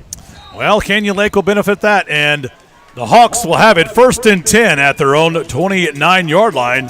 7:16 to play in the 3rd quarter. Well, that was unfortunate if you're a LaGrange fan because you just know they were knocking on the door. Here comes Rivali, split out wide to the right side. McMullen up under center, and it's going to be a dive. Here comes Viatric busting through the middle. Viatric on the carry. He's wrestled down by 15, Hall. And Viatric will pick up 8 yards. 2nd down and 2. Really good push by Harwell on that play. Hurry up offense for Canyon Lake. Barrientos set up wide to the left. Again, same play. Viatric paying the bills. And Viatric, he'll get across the 40-yard line down to Canyon Lake 42. They'll move the chains, and that'll be enough for Canyon Lake. First down. You can bet Coach Moses right now just like to grind this out 4 yards at a clip, just to bang it out and milk that clock. He's got a couple score lead. He's going to want to extend this drive as best he can. Absolutely. He likes those long drives, 3.5 yards 3 times as the Hawks get up to the line of scrimmage. 42-yard line. Backside trap is going to be Viatric. Viatric punching forward, driving his legs, still making gains. And Viatric. That was Horner. Make that number 8, Horner, with the drive across midfield. Pushing his way, making it happen. It'll be 2nd down and 1. Well, they gave me a little extra action there on the way out of bounds. Yeah, they got a little feisty. One thing that we're seeing is that these guys do a great job technically of keep moving their legs. They're just their yards after contact has been fantastic this game. I agree. Toich and Tenzio had a heck of a block on that that series there. It'll be 2nd and 1, ball at the 49-yard line of LaGrange. More of the same, right up the middle. There goes Viatric. And Viatric will be right up the middle, brought down by Faskey. He'll clear the 45. They'll get him down at the 41-yard line. They'll move the chains, and that'll be enough for another Canyon Lake first down. Well, like you said, here comes Coach Moses' grind them out, wearing them down. Grind them out, grind them down, and just take that ball control offense up. 1st and 10, Canyon Lake. It's going to be another backside pat. This time it's Rivali. Rivali's got some wheels outside across the 30-yard line. He's pushed out of bounds close as a flag is thrown, and the cameraman goes down as Rivali goes out of bounds at about the 25-yard line. Well, they took out the cameraman. That was for sure. We'll see what the flag is as Rivali got pushed. I don't know if it was a face mask or what it was, but we will wait for the call. I want to thank everybody for joining us out there tonight watching at the watch party down at the Little League Fields. Yeah, they're actually having a good time down there. As a matter of fact, this would be a good time to announce. We're actually having drawings down there, Corey. All right. Yeah, we're giving stuff away. Guadalajara's has been kind enough for a gift certificate, and we have got a ticket winner, 980-7645. 980-7645. If you are that ticket, then you have won a $20 gift certificate at Guadalajara's. You got to like Guadalajara's. $20. Wow. I get that steak Tampico. I'm telling you what, I've been on this diet so long, you get between me and a nacho and you're going to die. We still don't have an explanation of what's going on in the field, but apparently LJ has been on a hunger strike of sorts. I'm not sure, but... Hey, 26 pounds in 92 days. All I know is don't get between him and a steak. Anything, Brett, man. If you value your health. They look like that cameraman by the time it's over. Yeah, that was a heck of a hit. If you couldn't see it on the sidelines, that cameraman does a yard sale. I mean, he's got lenses in one corner and tripods in the other. I'm telling you, man, he had that one in his lens that was coming right at him. Here is the call. It's going to be a personal foul face mask on Canyon Lake. That'll take Canyon Lake back 15 yards on the end of the run. However, Canyon Lake will retain possession, and that'll be a Canyon Lake first down. Now, I'm not so sure that – well, they didn't move the ball. Well, Rivali went back to defend himself, and he grabbed that guy's face mask, the defender. So the end result is Canyon Lake will have it 1st and 10 at the LaGrange 25-yard line. And that kind of stopped the ebb and flow of the game. When you take time off like that, it gives everybody a breather, and that's what Coach Moses doesn't want for the defensive front line of the Leopards. In comes Ramey, and Ramey will bring in the play here. 1st and 10, Canyon Lake. It's going to be that backside here. Bodies all over the ground. What a great job blocking by the line as Rivali takes the ball. Rivali will get down to the 19-yard line, and he'll pick up 7 yards. It'll be 2nd down and 3.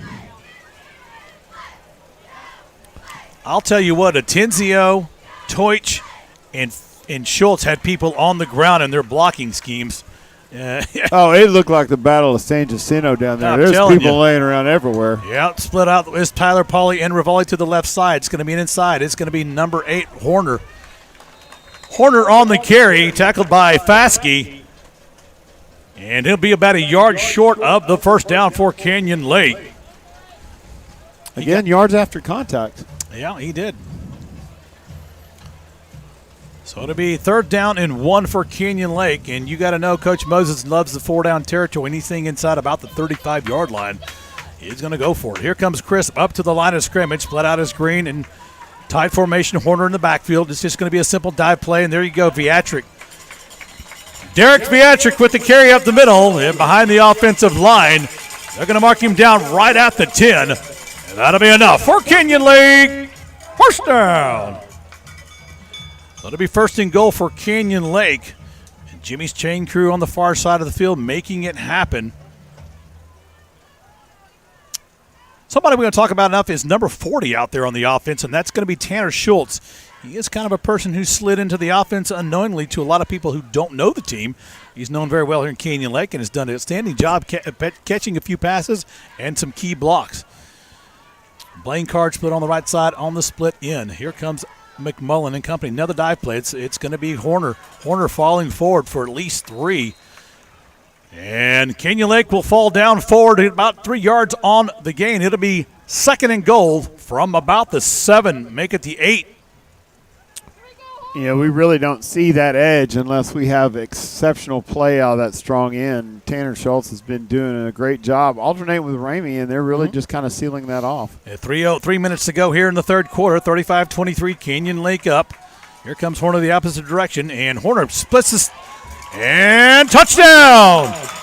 Jesse Horner, number 8, Canyon Lake, 2:52 in the third quarter. Stick another 6 on the board. That play last week served him well. It really did, and you know, there's your another Plinko machine there, Mr. Martelli. I mean, he bounced off 3 people in order to get into that end zone. He looked like a ping pong ball at a ping pong ball match, man. Plinko, okay, we'll use the Plinko chip. He looked like a Plinko chip on his way down to the $5,000 spot. I mean, that's when they started off. When it got older, there was a $10,000 spot. Oh, fumble snap. Crap. The extra point attempt is no good. Yep. So 2:52 to go. Canyon Lake 41 and the Leopards 23. That's a couple of miscues on that snap that we've had in order to kick a field goal. But still keeps us at 8. We'd love to have that extra point and make this a 2-possession game. Well, Canyon Lake will have the ball kicking to the 40-yard. Dalton Stanley again. He'll be doing the honors as usual. Well, it's great to have a Friday Night Lights here. We want to welcome everybody for being here and everything. We're going to come up here at the beginning of the fourth quarter with the Meemaw's Taco winners, right? We're going to give those away. We're going to tell everybody who won the tacos. It's an exciting time here, right? So I can hardly contain myself. You're going into spasms, aren't you? I'm so excited about this. You are, right? Best time I've ever gained. Yeah. We got some winners here, and everybody's waiting on pins and needles, you know. Well, that's because you had such a hard time managing all your text. Well, he has 96 people trying to win some tacos. All right, Canyon Lake, get on your feet. Kickoff time.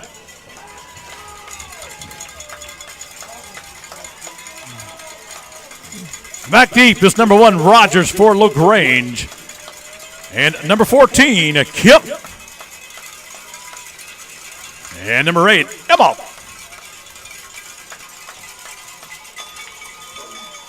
Stanley gets one high in the air. They're going to give it out to at about the 15 yards. Rogers trying to pick a hole. Looks for the wall on the right side.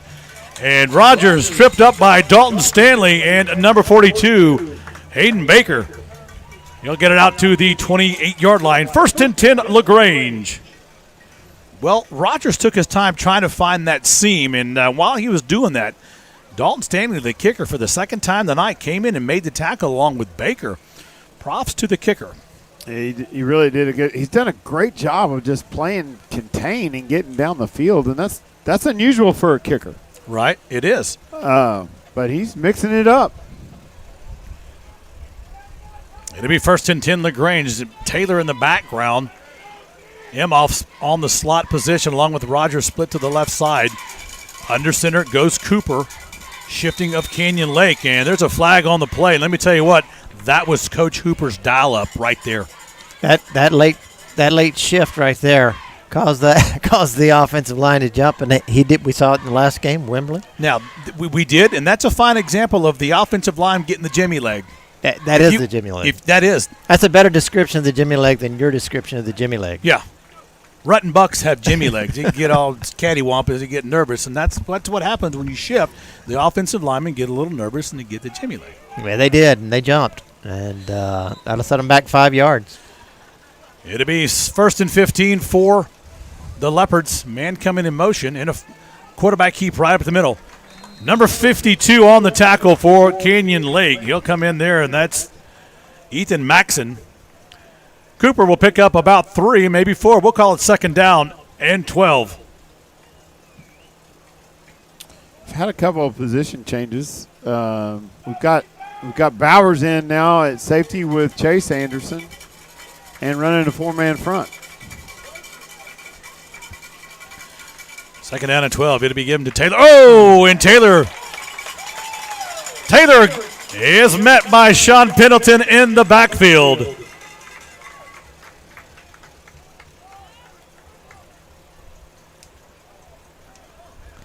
Make that number 64, Kyle Herber. It'll be a loss on the play. Third down and 13. Well, I tell you, Kyle Herbert came in and made himself known in the game all of a sudden. Yeah. Passing situation for the Leopards, something they're accustomed to. It's going to be a straight drop back. Pass out into the flats. Ball blocked in the air. And pass batted down, incomplete. Well, that'll stop the clock with 1:33 to play here in the third quarter. It'll be fourth down and long for LaGrange. Well, that was a screenplay all the way. They let the defenders through. But, man, they came at such a pace, and I don't think they expected all 4 of them to meet at the quarterback that quickly. Well, they certainly weren't expecting Ramey. He came in there like a spider monkey, hands in the air waving, and just knocked that ball up in the air.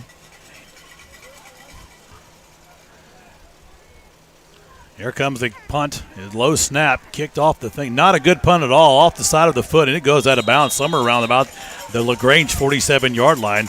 They'll call it out at the LaGrange 49-yard line. That's where Canyon Lake will have it. First and 10, Hawks. 1:25 to play here in the third quarter.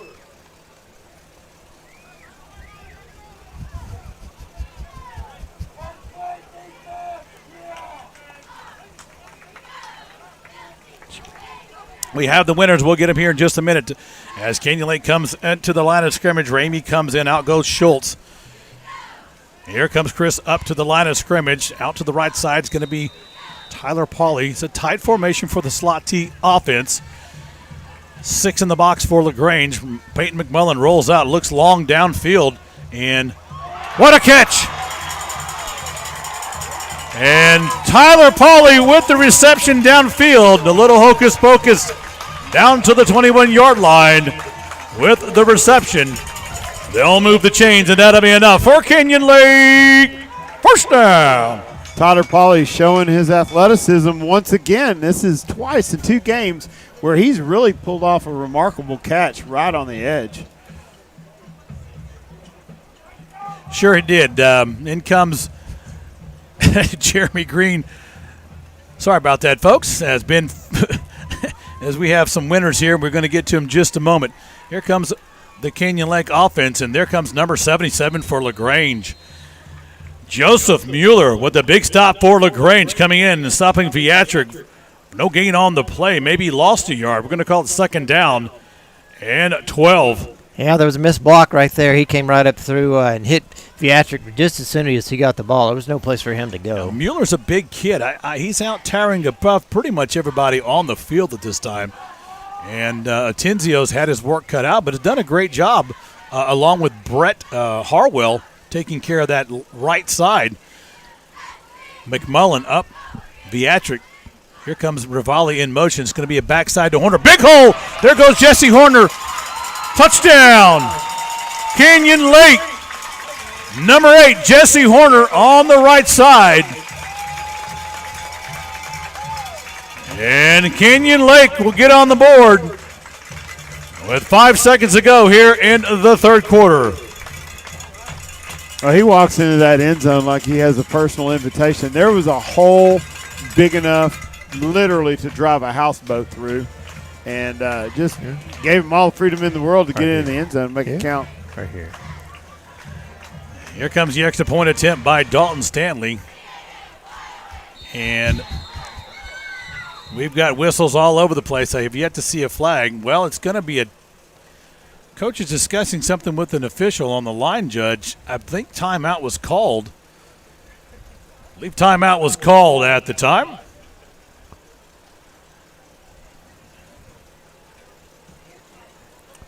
Well, 47-23, 5 seconds to go in the third.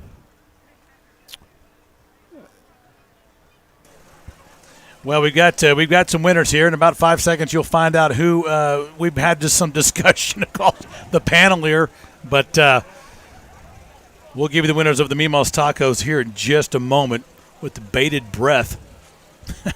God, this has been a cliffhanger like Days of Our Lives. It has. Well, all my children in the 80s was the thing. I was in all my children. But Dalton Stanley will begin trying the extra point honors here. Peyton McMullen, he'll be catching the ball. He gets it down, and kick is up, and it's low. But the kick is up, and it is good. So your score here with 5 seconds to go in the third quarter. Canyon Lake 48, LaGrange 23.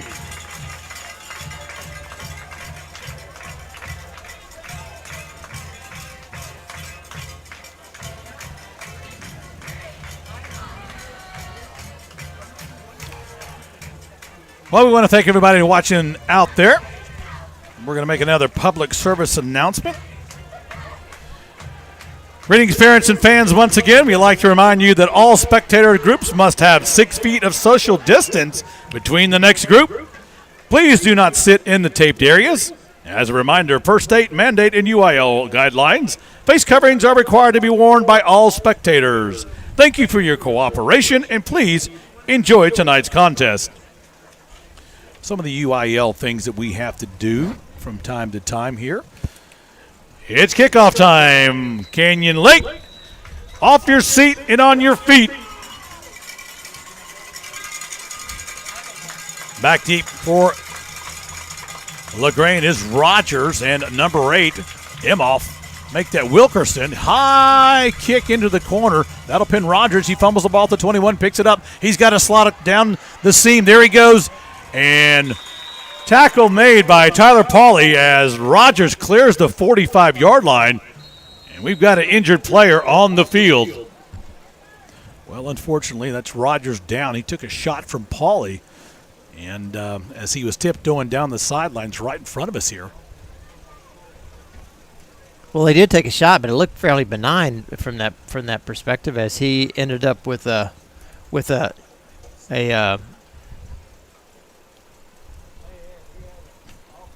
Yeah, of course, we can't speculate as to what it is, but he's certainly still down, and they're still having a discussion about it. Interestingly enough, the referees are having a discussion too. Yes, they are. We're all having discussions. We are a discussion group. We are having quite the discussions. Let's give him a round of applause. That's number 1, Bravion Rogers. We're doing a quick maintenance workup here with. I'm thinking that might be a cramp. He's got a little. Now that is the opposite of the Jimmy leg. That is a total straight leg. Yeah, right there. That's the muscles that had tightened up in all quadrants of that leg. So, yeah, absolutely. You'd have thought they'd put a brace on him down there, and he comes off. But we roll into the fourth quarter, Darren. We got a 15-point lead. It's not exactly what we expected, but we have seen a lot of speed out of LaGrange. Fortunately, we've just been able to make the stops when we needed to. Well, we've made the big play when we needed to. We made the stops. We bent, as you said, bend don't break, and the thing about it is that we've been able to contain their quickness. Now they've gotten a couple of daggers along the way, but we've really been able to contain that quickness, and that really speaks to the scheming and the way the defense has just swarmed to the ball. Well, you got to swarm to the ball. When you're playing on a team full of athletes like this team, you've got to literally be around the ball because they're going to make you miss in space, but you got to have somebody out there right behind them. 1st and 10, LaGrange at their own 44-yard line. Begin the fourth quarter. Pitch out to number 26, Taylor. Taylor finding the seams. And Taylor, he'll come up, Ramey on the tackle along with Bowers. Taylor will pick up 7 yards. It'll be 2nd down and 3. Well, Taylor just finds a way when there's nothing there.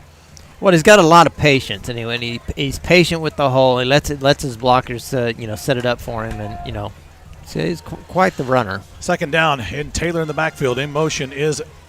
Here comes Cooper at the handoff to the left side. And Wilkerson on the carry, brought down by Bowers, number 10. Wilkerson out to the 40-yard line, and that's a LaGrange first down. Looks like we're starting to bring in some, trying to get some fresh legs and trying to give people a rest in this fourth quarter. 11-16 to go. Cole Kaysen in the game, another sophomore playing linebacker. Still in the 4-down lineman set. First and 10 to LaGrange at the 40-yard line of Canyon Lake. Cooper will take the ball, pitch it out to the speedster Taylor. Again, there's Taylor looking for a seam, and he runs into 88 Ramey. And Taylor still pushing the pile. No whistle yet. It is a mad push pile. And after the pile goes forward across the 30-yard line, Taylor with the carry, met by Green and Pendleton, Anderson, and number 52 as well. On the stop, it's a you pick 'em from the defense. It'll be a first down for LaGrange at the Canyon Lake 28-yard line. Well, that was a pile. It was a pile that just wouldn't stop. Well, and unfortunately, it causes people to get hurt. That was a rugby scrum. Here comes a net sweep to the left side. It's going to be this time on the left side, number 9 on the carry for LaGrange. Wilkerson, he's brought down by 52 again for Canyon Lake. Ethan Maxson, pickup of about 4. We're going to call it second down and 6. Well, here comes LaGrange, power football. I formation like of old days. They're going to be a power right up the middle, and that's Wilker. That's number 8. Still on his feet. Fumble comes out. Now let's see if he's down. It's Canyon Lake football. Well, that's fumble on LaGrange. Well, that's one of those things. The referees have allowed them to just keep going and going and going. Unless they are fully stopped, they don't blow the whistle. And that time, second effort led to the fumble. Well, wow. Hat on the helmet, coming from behind, and it really made a difference. And our secondary coming up with the stop. You're right, Darren. You get in those piles and push forward for the extra yards, and a lot of things get torn out of your hands. Yeah, you got a lot. You're getting a lot of people jabbing and poking and hitting on that ball. Absolutely. They're all trained to do that, It'll be first and 10, Canyon Lake at their own 15-yard line. 9:57 to play in the game. Well, here comes Canyon Lake. He's got some of Canyon Lake's people you don't see very much. Number 84 is in the game, Santiago Barrantillos. He's split on the left side. It's going to be a dive play at Canyon Lake. Here goes Beatrick. Beatrick's across the 30. He's going to make the 40. It's a foot race across midfield. Beatrick is going to run out of bounds. And Derek Beatrick rips one off the left side across the 40-yard line down to the 38 of LaGrange. They'll move the chains, and that'll be enough for Canyon Lake. First down. Derek Beatrick running like a man possessed. And he pulls up very intelligently and just gets the first down so the offense can get back on the field. It'll be first and 10, Canyon Lake at the 38-yard line of LaGrange. 9:47 to play in the game. And we're going to come up with that winner here in just a minute for all the tacos. Hang on. First and 10, Canyon Lake. It's going to be a backside trap. Horner again with the carry. And Horner, he'll get across the 35-yard line down to the 32. Well, pickup of 6 yards. It'll be second down and 4. Coach Moses staying a little bit pedestrian right here, but it's exactly what we needed. We're chewing up a bunch of yards with it. This is the slot T at its finest. Number 65 had a great blocking. You don't see him. That's Frandy Santiago. He's a little undersized, but he's quick and he gets under the pad and leverages the bigger guys. You'll see him coming in and out, giving Garcia a breather as Chris gets to the line of scrimmage. It'll be second down and 4. Peyton McMullen up under center. It's going to be a back trap, and that's Rivali the speedster. And Rivali will get out across the 30-yard line. He's brought down by 75. Splawn. It's going to be third down and 1 for Canyon Lake. The ball resting at the 27-yard line of LaGrange. Well, no, now they say he went across the 23, make it 27. They'll move the chains, and that'll be enough for Canyon Lake. First down. Well, they had him down back a little bit. Get a chain adjustment by Jimmy's Chain Crew. And you know they're right. Of course. Of course. Well calibrated. Well calibrated. Sausalese triangle and everything involved in that one. Dive play up the middle. It's going to be Souza, 44. Number 44 with the carry, Souza. And the fullback will get across the 25 down to the 22-yard line. That may be the first time I've ever heard the isosceles triangle in a football reference. I really don't know what one is. I've just seen it in a picture book. It means two sides are equal length. Well played. Well played. Well played. I saw it in a library book in high school, right? Mathematics for you. And I opened while it. you were doing your bibliography? Yeah, and I looked at it and said, well, this is not for me. I put that one back. I put that one in the wrong section so nobody have to look at that again. Oh, my gosh. It's horrifying.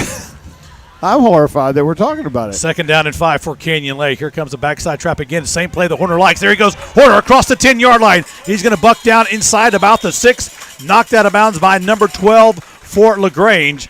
Horner clears out to the 10. They'll get him out at the 7-yard line. And they'll move the chains, and that'll be enough for Canyon Lake. First down. Something you're starting to see, Corey, LaGrange is getting a little tired. I mean, I think they're tired, and they're tired of getting hit in the mouth, and our linemen just keep doing it. They're worn out like an old laundry bag, that's for sure. It'll be first and goal for Canyon Lake at the 7-yard line. In comes number 84, Barantios. Getting a little time in there. McMullen, Souza in the background. In the play, it's going to be a dive play right up the middle, and there's Souza. Number 44, Souza. He'll push the pile forward inside the 5, down to about the 4-yard line. It'll be second and goal, Canyon Lake. Souza just doing the heavy lifting, just pounding it inside. A couple of fake handoffs behind that dive play, setting things up. So Canyon Lake grinding it out. 7:14 to play here in the game and counting. 48-23 is your score. And shout out some of the people I know out there. I'm getting a lot of text messages, and we'll get to you in just a minute. We'll take care of your business as number 14's in the game, comes out flex, and that's Reef Leash. Getting a little play time there. Number 70 up to the line, that's Harwell. He's next to, and we've got a whistle before the ball was even snapped. I think it might have been a timeout. And it's going to be a timeout for LaGrange, stopping the clock with 6:52 here in the ball game. That was Reef Malish. I got to correct you on that name. Just that is Reef Malish. That is Reef. Just for mom and dad and everybody back home, want to make sure that they get it right. Right, you are. Let me go over the winners real quick from the Meemaw's Tacos. I'm catching a lot of grief. Your winners for the Meemaw's Taco is Hilton Johnson in Ben Parma. Mystery solved. Mystery solved. That's your winner. Each of you will receive a gift certificate for $8 at Meemaw's Tacos. Why have 2 when you can have 13? That's my record. And I was real hungry. Congratulations to the winners for hanging in there. Hanging in there. You go into Meemaw's Tacos and give your ID, Darren. Yeah, absolutely. And you don't have. There's no coupon. You just show up, show your ID. They got to keep. They have a thing for you, right, with your name on it. And you're going to get your free dollars. You can redeem it right then, right? Absolutely. Or you can save it. You can save it. You can let them know that you got it. They will. They got the names. They got the names right there. So no coupon necessary. No. Go in there. But you do have to have ID. You have to. You can't. In Harper's Law, if somebody's in there, right? You got to share. You got to share. That's Harper's Law. So if you're Hilton Johnson, you're sitting there with your wife kids whatever. Around, you owe them tacos. You got to share. You can't have it all to yourself. You can't be stingy. Now, Hilton, I'm talking to you out there. Okay. You got to share. Here comes Souza in the backfield with McMullen. Tight formation. Dive play. Souza the center.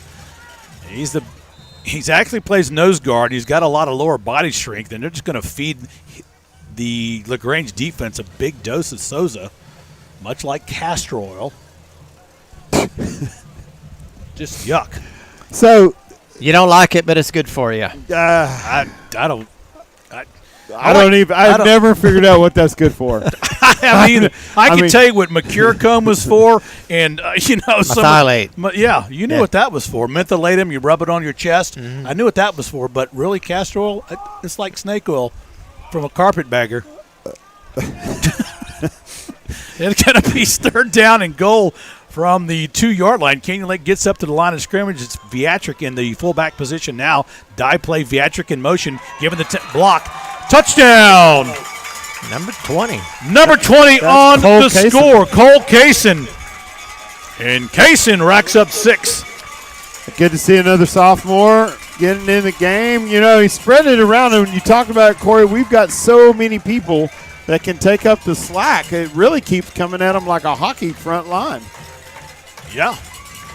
With a dose of castor oil. With a dose of castor oil. Here comes Dalton Stanley for the extra point attempt. McMullen, the holder. And they get a high snap. McMullen gets it down, and the kick is up, and it is good. So with 6:13 to play here in the game, Canyon Lake 55, LaGrange 23. So I got to redeem myself a little bit. All the peanut gallery is texting me and calling me Copernicus because I couldn't add correctly, which is a shame given the fact I'm an engineer. But that's why you knew what isosceles triangle was. Well, of course I did. And I also know how to add. So the score is 55-23, which is a difference of 32. I'm proud to announce.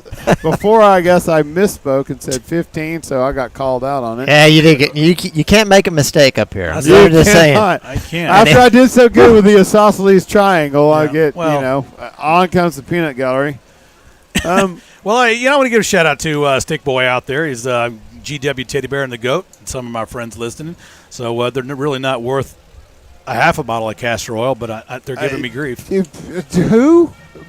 BJ McKay and his best friend Bear? What the heck? I'm just telling you, these people exist, unfortunately. Oh, my gosh. Well, speaking of people that exist, Brittany Duncan was the big winner for the golden ticket and the Guadalajara gift certificate out of the that's a big winner right there with the Guadalajara. Winner. Absolutely. That's something that's to be coveted. Stay out of the way of me and the nachos. Here comes the kickoff, and it's away. Stanley gets one high in the air. They're going to be caught at the 25-yard. They're going to keep this one. A fumble on the play. Canyon Lake dives on the ball. It's a calf scramble. Canyon Lake says they have it. I thought Moss dove on it. Souza says we have it. And it's going to be LaGrange ball. I think he got wrestled away from him under the scrum. The scrum. Well, a good play nonetheless from the defensive kickoff team. Absolutely. But yeah, you're right. I think he did. I think he dove on it, and the guy. I think he took it away from him. I think he had it, maybe didn't have it secured, and the other guy dove on top of him and was able to wrestle it away from him. Well, this is where LaGrange will have it 1st and 10 at their own 24-yard line. Here comes LaGrange, 1st and 10. Here comes under center is Cooper. He's going to get it out to 11. Somebody we hadn't seen tonight. He's got just as fast wheels. Trey East on the carry for LaGrange, and he'll get across the 30-yard line down to the 31. He's brought down by 52 Maxim and 4 on the tackle for Canyon Lake. Dalton Stanley. It'll be 2nd down and 3. A lot of different people out there for Canyon Lake defensively. On this series, they're up. Coach feels comfortable putting in some other players. 5:35 to play in the game. Pitch out to the left side. Number 2 for LaGrange. Comes across, gets out of bounds. Flag on the play. Number 2 on the carry, Ryder Reed. There's a flag on the play. Reed gets out of bounds at the 35-yard line. I'm not sure what that flag was. Well, Reed was trying to make that corner, but I think there might have been a backside illegal block of some nature. We'll see. Usually it is when you have an extension like that of a play. Somebody's trying to make that extra block or hold the corner. Yep, and the defenders did a great job of just drawing that out. Now, he did get, 7 yards on the run. So good run. Good run on his part. Again, showing the speed. They're going to show a no flag They'll here. wave the flag off, a no foul. It'll be... The ball will be put down at the 35-yard line. That should be enough for LaGrange 1st down. And it is. Wow. Number 6 flexed out to the far side for LaGrange. Baker on the left side. In motion goes number 11. It's an inside trap play. And I'll tell you what, here comes Canyon Lake, and they saw that one coming. Bodies flying everywhere. Looked like a prison break. And they'll pick up about 3 yards. It'll be 2nd down and 7 for LaGrange. Canyon Lake's got a new fresh faces in there, LJ.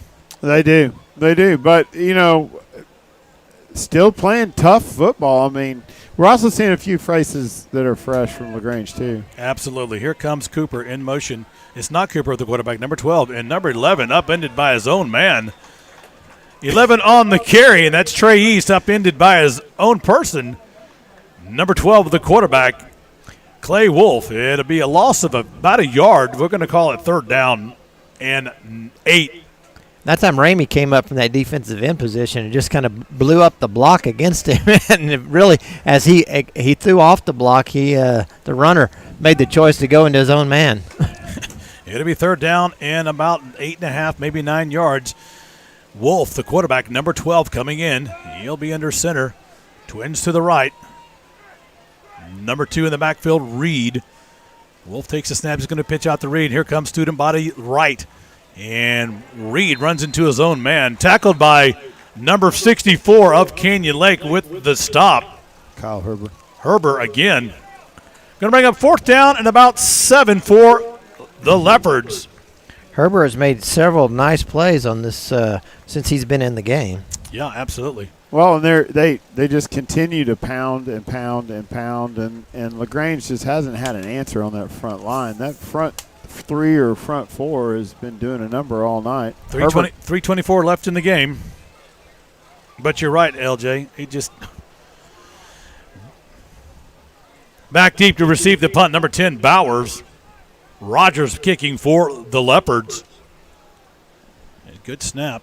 And it's going to be a squabbly kick. And let's see if Bowers has the gumption to take it. And he will at the 25. Has the seam at the 30. Cuts across 35. Still on his feet. Down the sideline he goes. And Bowers is hit hard out of bounds by number 59 on the stop, Braden Taylor. And Bowers got a little nice run back, finding that seam up across to about midfield. Let's see where they mark him out.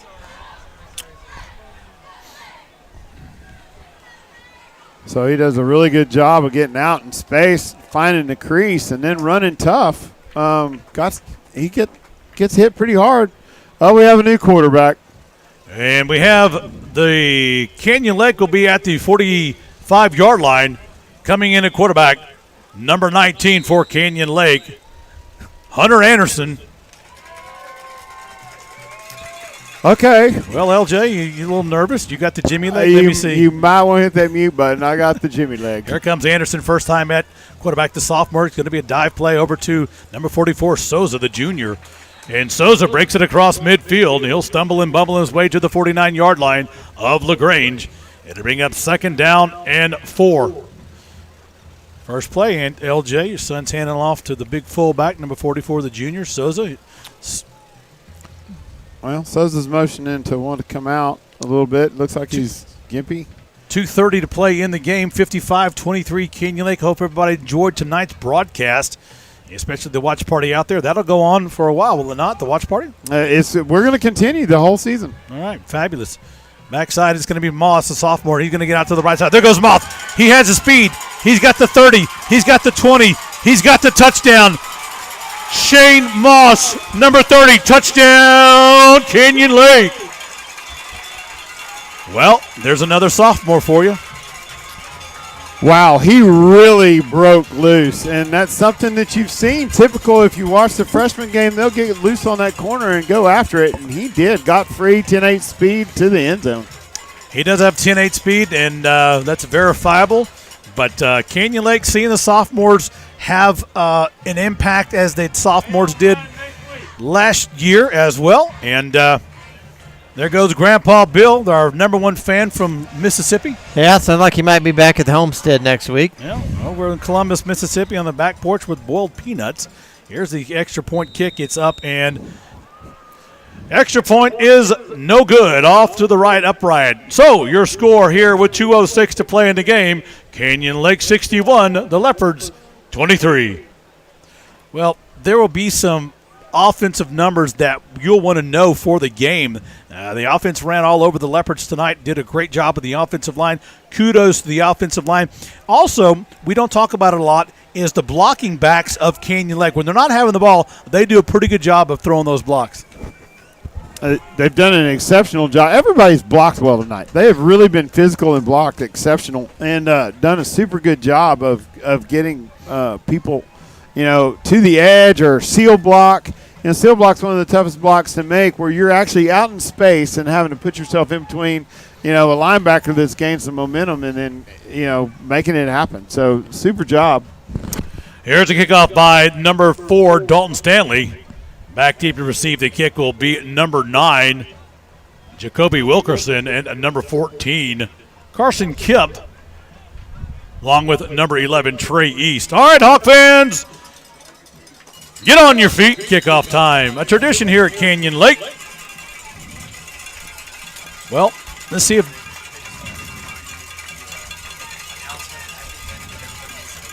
right. Sorry, I'm not trying to. And there goes the kickoff down to number 17 for the Jordan Scott as he just covers it. It was on a little squib kick. They just wanted to make this as hard on LaGrange as they can. Give them nothing cheap, nothing easy. Absolutely. I had a little technical difficulty with my microphone, Darren. Thanks for grabbing. Yeah, no problem. Just jumping in where I can. I'm part-time producer, part-time cameraman, part-time announcer.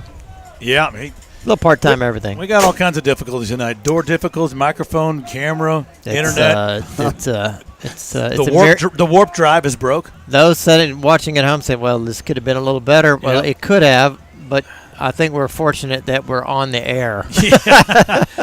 East with the carry at number 11 for the Leopards, and East will clear across the 40-yard line down to about the 42. It'll be first down, LaGrange. 1:58 to go in the game. But, yeah, you're right. It's not a perfect world, but this is our first time being at home as we go. We got a lot of COVID thing. We had a lot of moisture in here. A lot of things didn't really go the way we thought they would go with electricity. Anything's possible as timeout has been called. I'm not sure who called the timeout. I believe it official's timeout. Well, somebody had to do it. Somebody had to stop the game. I believe it was the man with the whistle. Good call. Check. A lot of clarity on that call, Corey. And now, you went out on a limb, though. Yeah, you got to be accurate. Well, speaking of accuracy, I just want to prove my math skills one more time and say that it's 61-23, which is a 38-point differential for all of you watchers. First and 10, LaGrange at their own 42-yard line. And here comes the coach's signal from the sideline to Wolf. Here comes East in motion. It's going to be East, a jet sweep at the backside. East looking for some room. Here comes the Hawks. And East still managed to eke out about 3 yards on a jet sweep to the right side. Moss on the tackle for Canyon Lake. He remained in bounds, and the clock will continue to wind down to 1:40. One thing you see when you see the other players come in that haven't gotten really a rhythm of the game is the speed. They haven't caught up to it. And so that time his motion back almost ran past the handoff and never could get around. It'll be second down and 6. And here comes number 64 on the inside blitz, and that's Kyle Herbert. Oh, my gosh. Kyle Herbert came in there unannounced like a 3-year-old during private time, and he blew that up. Without a doubt. He's making a little presence for himself. Coach is going to have to put him in there a little bit more when he wreaks this kind of havoc. I'm trying to be serious. Johnny Carson over here. I'm trying to get the flow of the game, make it nice. It's 50 seconds to go, and we've gone into that humor. Look, third down and 10. Gee whiz. Pitch out to the left side. It's going to be number 2, Reed. Reed takes the ball up to the 40, finds a seam, and he is speedy. And out of bounds he goes at about the 47, 48-yard line. Reed on the carry. He'll stop the clock with 29 seconds to go here. He'll pick up about 7 yards. We're going to call it fourth down and make it 6. Fourth down and about 4. Speedy Gonzalez says Reed. And I don't think he interrupted anything at all in his personal time. Jesus. Can we edit this? No, it's uneditable. I'll try to cut that out. Oh, we're not cutting it out. And that'll be the end of the ball game as the clock winds down. Your final score here at Canyon Lake. The Leopards of LaGrange, 23, and the Hawks of Canyon Lake, 61. I want to thank everybody tonight for coming out here. and supporting your high school athletes on the opening night here in Canyon Lake. And we'll be right back shortly. So hold on to your seats. Okay, so we got to go into this. Can we go? And we'll be right back after a quick message from our sponsors. As you see, the COVID-19 separation rules for the players, they're going to give them a wave off instead of a line shake there, and that's something new. We'll be right back. Hi, this is Terry from the UPS store located on 113 Stargrass inside the Good Life Pharmacy on FM 306. From packing and shipping to faxing and copying, we can do it all here at the UPS store. Amazon returns, we can take care of that. We also have a notary on staff throughout the day. Come see us here at the UPS store across from Rebecca Creek Elementary on FM 306. Hey, if you're looking for a plumbing service to do things right the first time, well, look no further than Cowboy Plumbing Services. Cowboy Plumbing Services, owned by Jared and Sarah Criddle here in Comal County, will come out and do your home or business the right way the first time. Give them a call at 830-214-4133 or give them an email at cowboyplumbing@msn.com. Cowboy Plumbing Services, they'll do it right the first time. Look them up at cowboyplumbingtx.com. Cowboy Plumbing Services, the right way the first time. Hey Hawk fans, this is Faith with Elite Water Rentals. Summer may be winding down, but one thing's for sure. It's still hot in Texas. So come rent a pontoon or jet ski from us.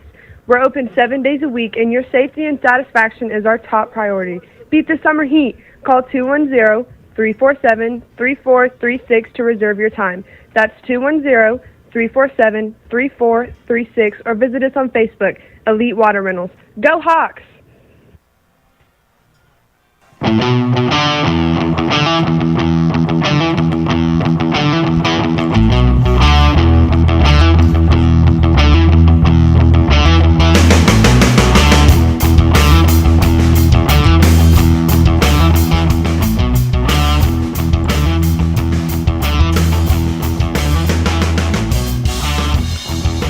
And we're back. Canyon Lake Broadcasting, the voice of the Hawk, with a home opener here tonight win where Canyon Lake rolls off 61 points to the Leopards of LaGrange 23 points. Over 500 yards rushing and a total stats pile, if you will, for Canyon Lake. You'll get the full stats here. Go to Canyon Lake Facebook page, or we'll have them up on YouTube as well. We'll get a tweet out, or you can follow us on Instagram as well as the Canyon Lake Athletic Booster website. We'll get those yards up there. You can catch a full story from Don Holmes, hilltopnewspaper.com, in the morning. As we say, it's going to be about 9 or 10 o'clock. So get your laptop ready.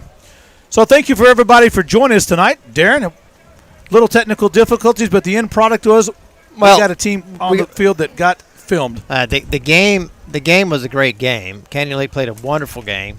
Good game plan. They really executed against that. Showed their athleticism against an athletic team. They bent, but they didn't break. And look, it came away with a huge win, 61-23. Well, they did, and that second half, of course, two or three things. One, we start out the first quarter again like a house on fire, which is something we haven't seen, Darren. Second thing is, the second half, we start off a little slow, but we changed our mentality and just battled through. Yeah, we did. We had some adversity. The opening kickoff was a nice return. The first play from the opening half, Canyon Lake fumbled the ball, and by the very next play, there was Taylor with a touchdown, and within seconds, it was a one-score game. Well, I think we're going to see a lot of kids that are going to be at the 8 o'clock call instead of the 9 o'clock call getting treatment. They really banged each other around. I know the Twins were certainly gimping a little bit, and we saw some others that got kind of hit hard. But the great thing about this Canyon Lake football team is not only are they physical, but they're technically sound. When we have other people come in, we're not missing that much, and they did a great job of filling in the voids and doing an exceptional job. Yeah, absolutely. And you couldn't be more right. Canyon Lake has a lot of athleticism on their team this year, a lot of speed, and they're deep in a lot of spots, especially at fullback or running back. And so they spread their wares around, if you will, in tonight's game and did very well, 61-23. Canyon Lake moves to 1-1 on the season, and LaGrange moves to 0-2. Darren, I appreciate it. You got some duties you got to do. Yeah, we got to get packed up here, Yep, Corey. we So do, we got we some do. things to do. But great game, and we'll be back next week with another one. Yeah, Canyon Lake will be on the road to Georgetown. Canyon Lake Broadcasting will be there with the big game. And you can catch us live on Facebook for all the stories and sports. And follow us on YouTube where all the games will be posted just like tonight. Same bat time, same bat channel. And it'll be LJ Anderson, Darren Lesturgeon again giving you the game. Any final words before we part off, LJ? Well, yeah, I'll go and give a shout-out to the fans and all those that showed up. Tonight, y'all really obeyed the rules, and you did a great job of trying to stay safe and keep this thing rolling for our Hawks and all of UIL football. I know that there was a lot of eyes on that, and just an exceptional job by the staff and the fans, and thank you for showing up. Absolutely. Well, this is Canyon Lake Broadcasting, voice of the Hawks, signing off on a 61-23 victory over LaGrange. The overall record still belongs to LaGrange parking lot as a 1-3. So Canyon Lake did get a win. So we thank you for joining us tonight. Well, once again, to next Friday night, Georgetown down in Georgetown.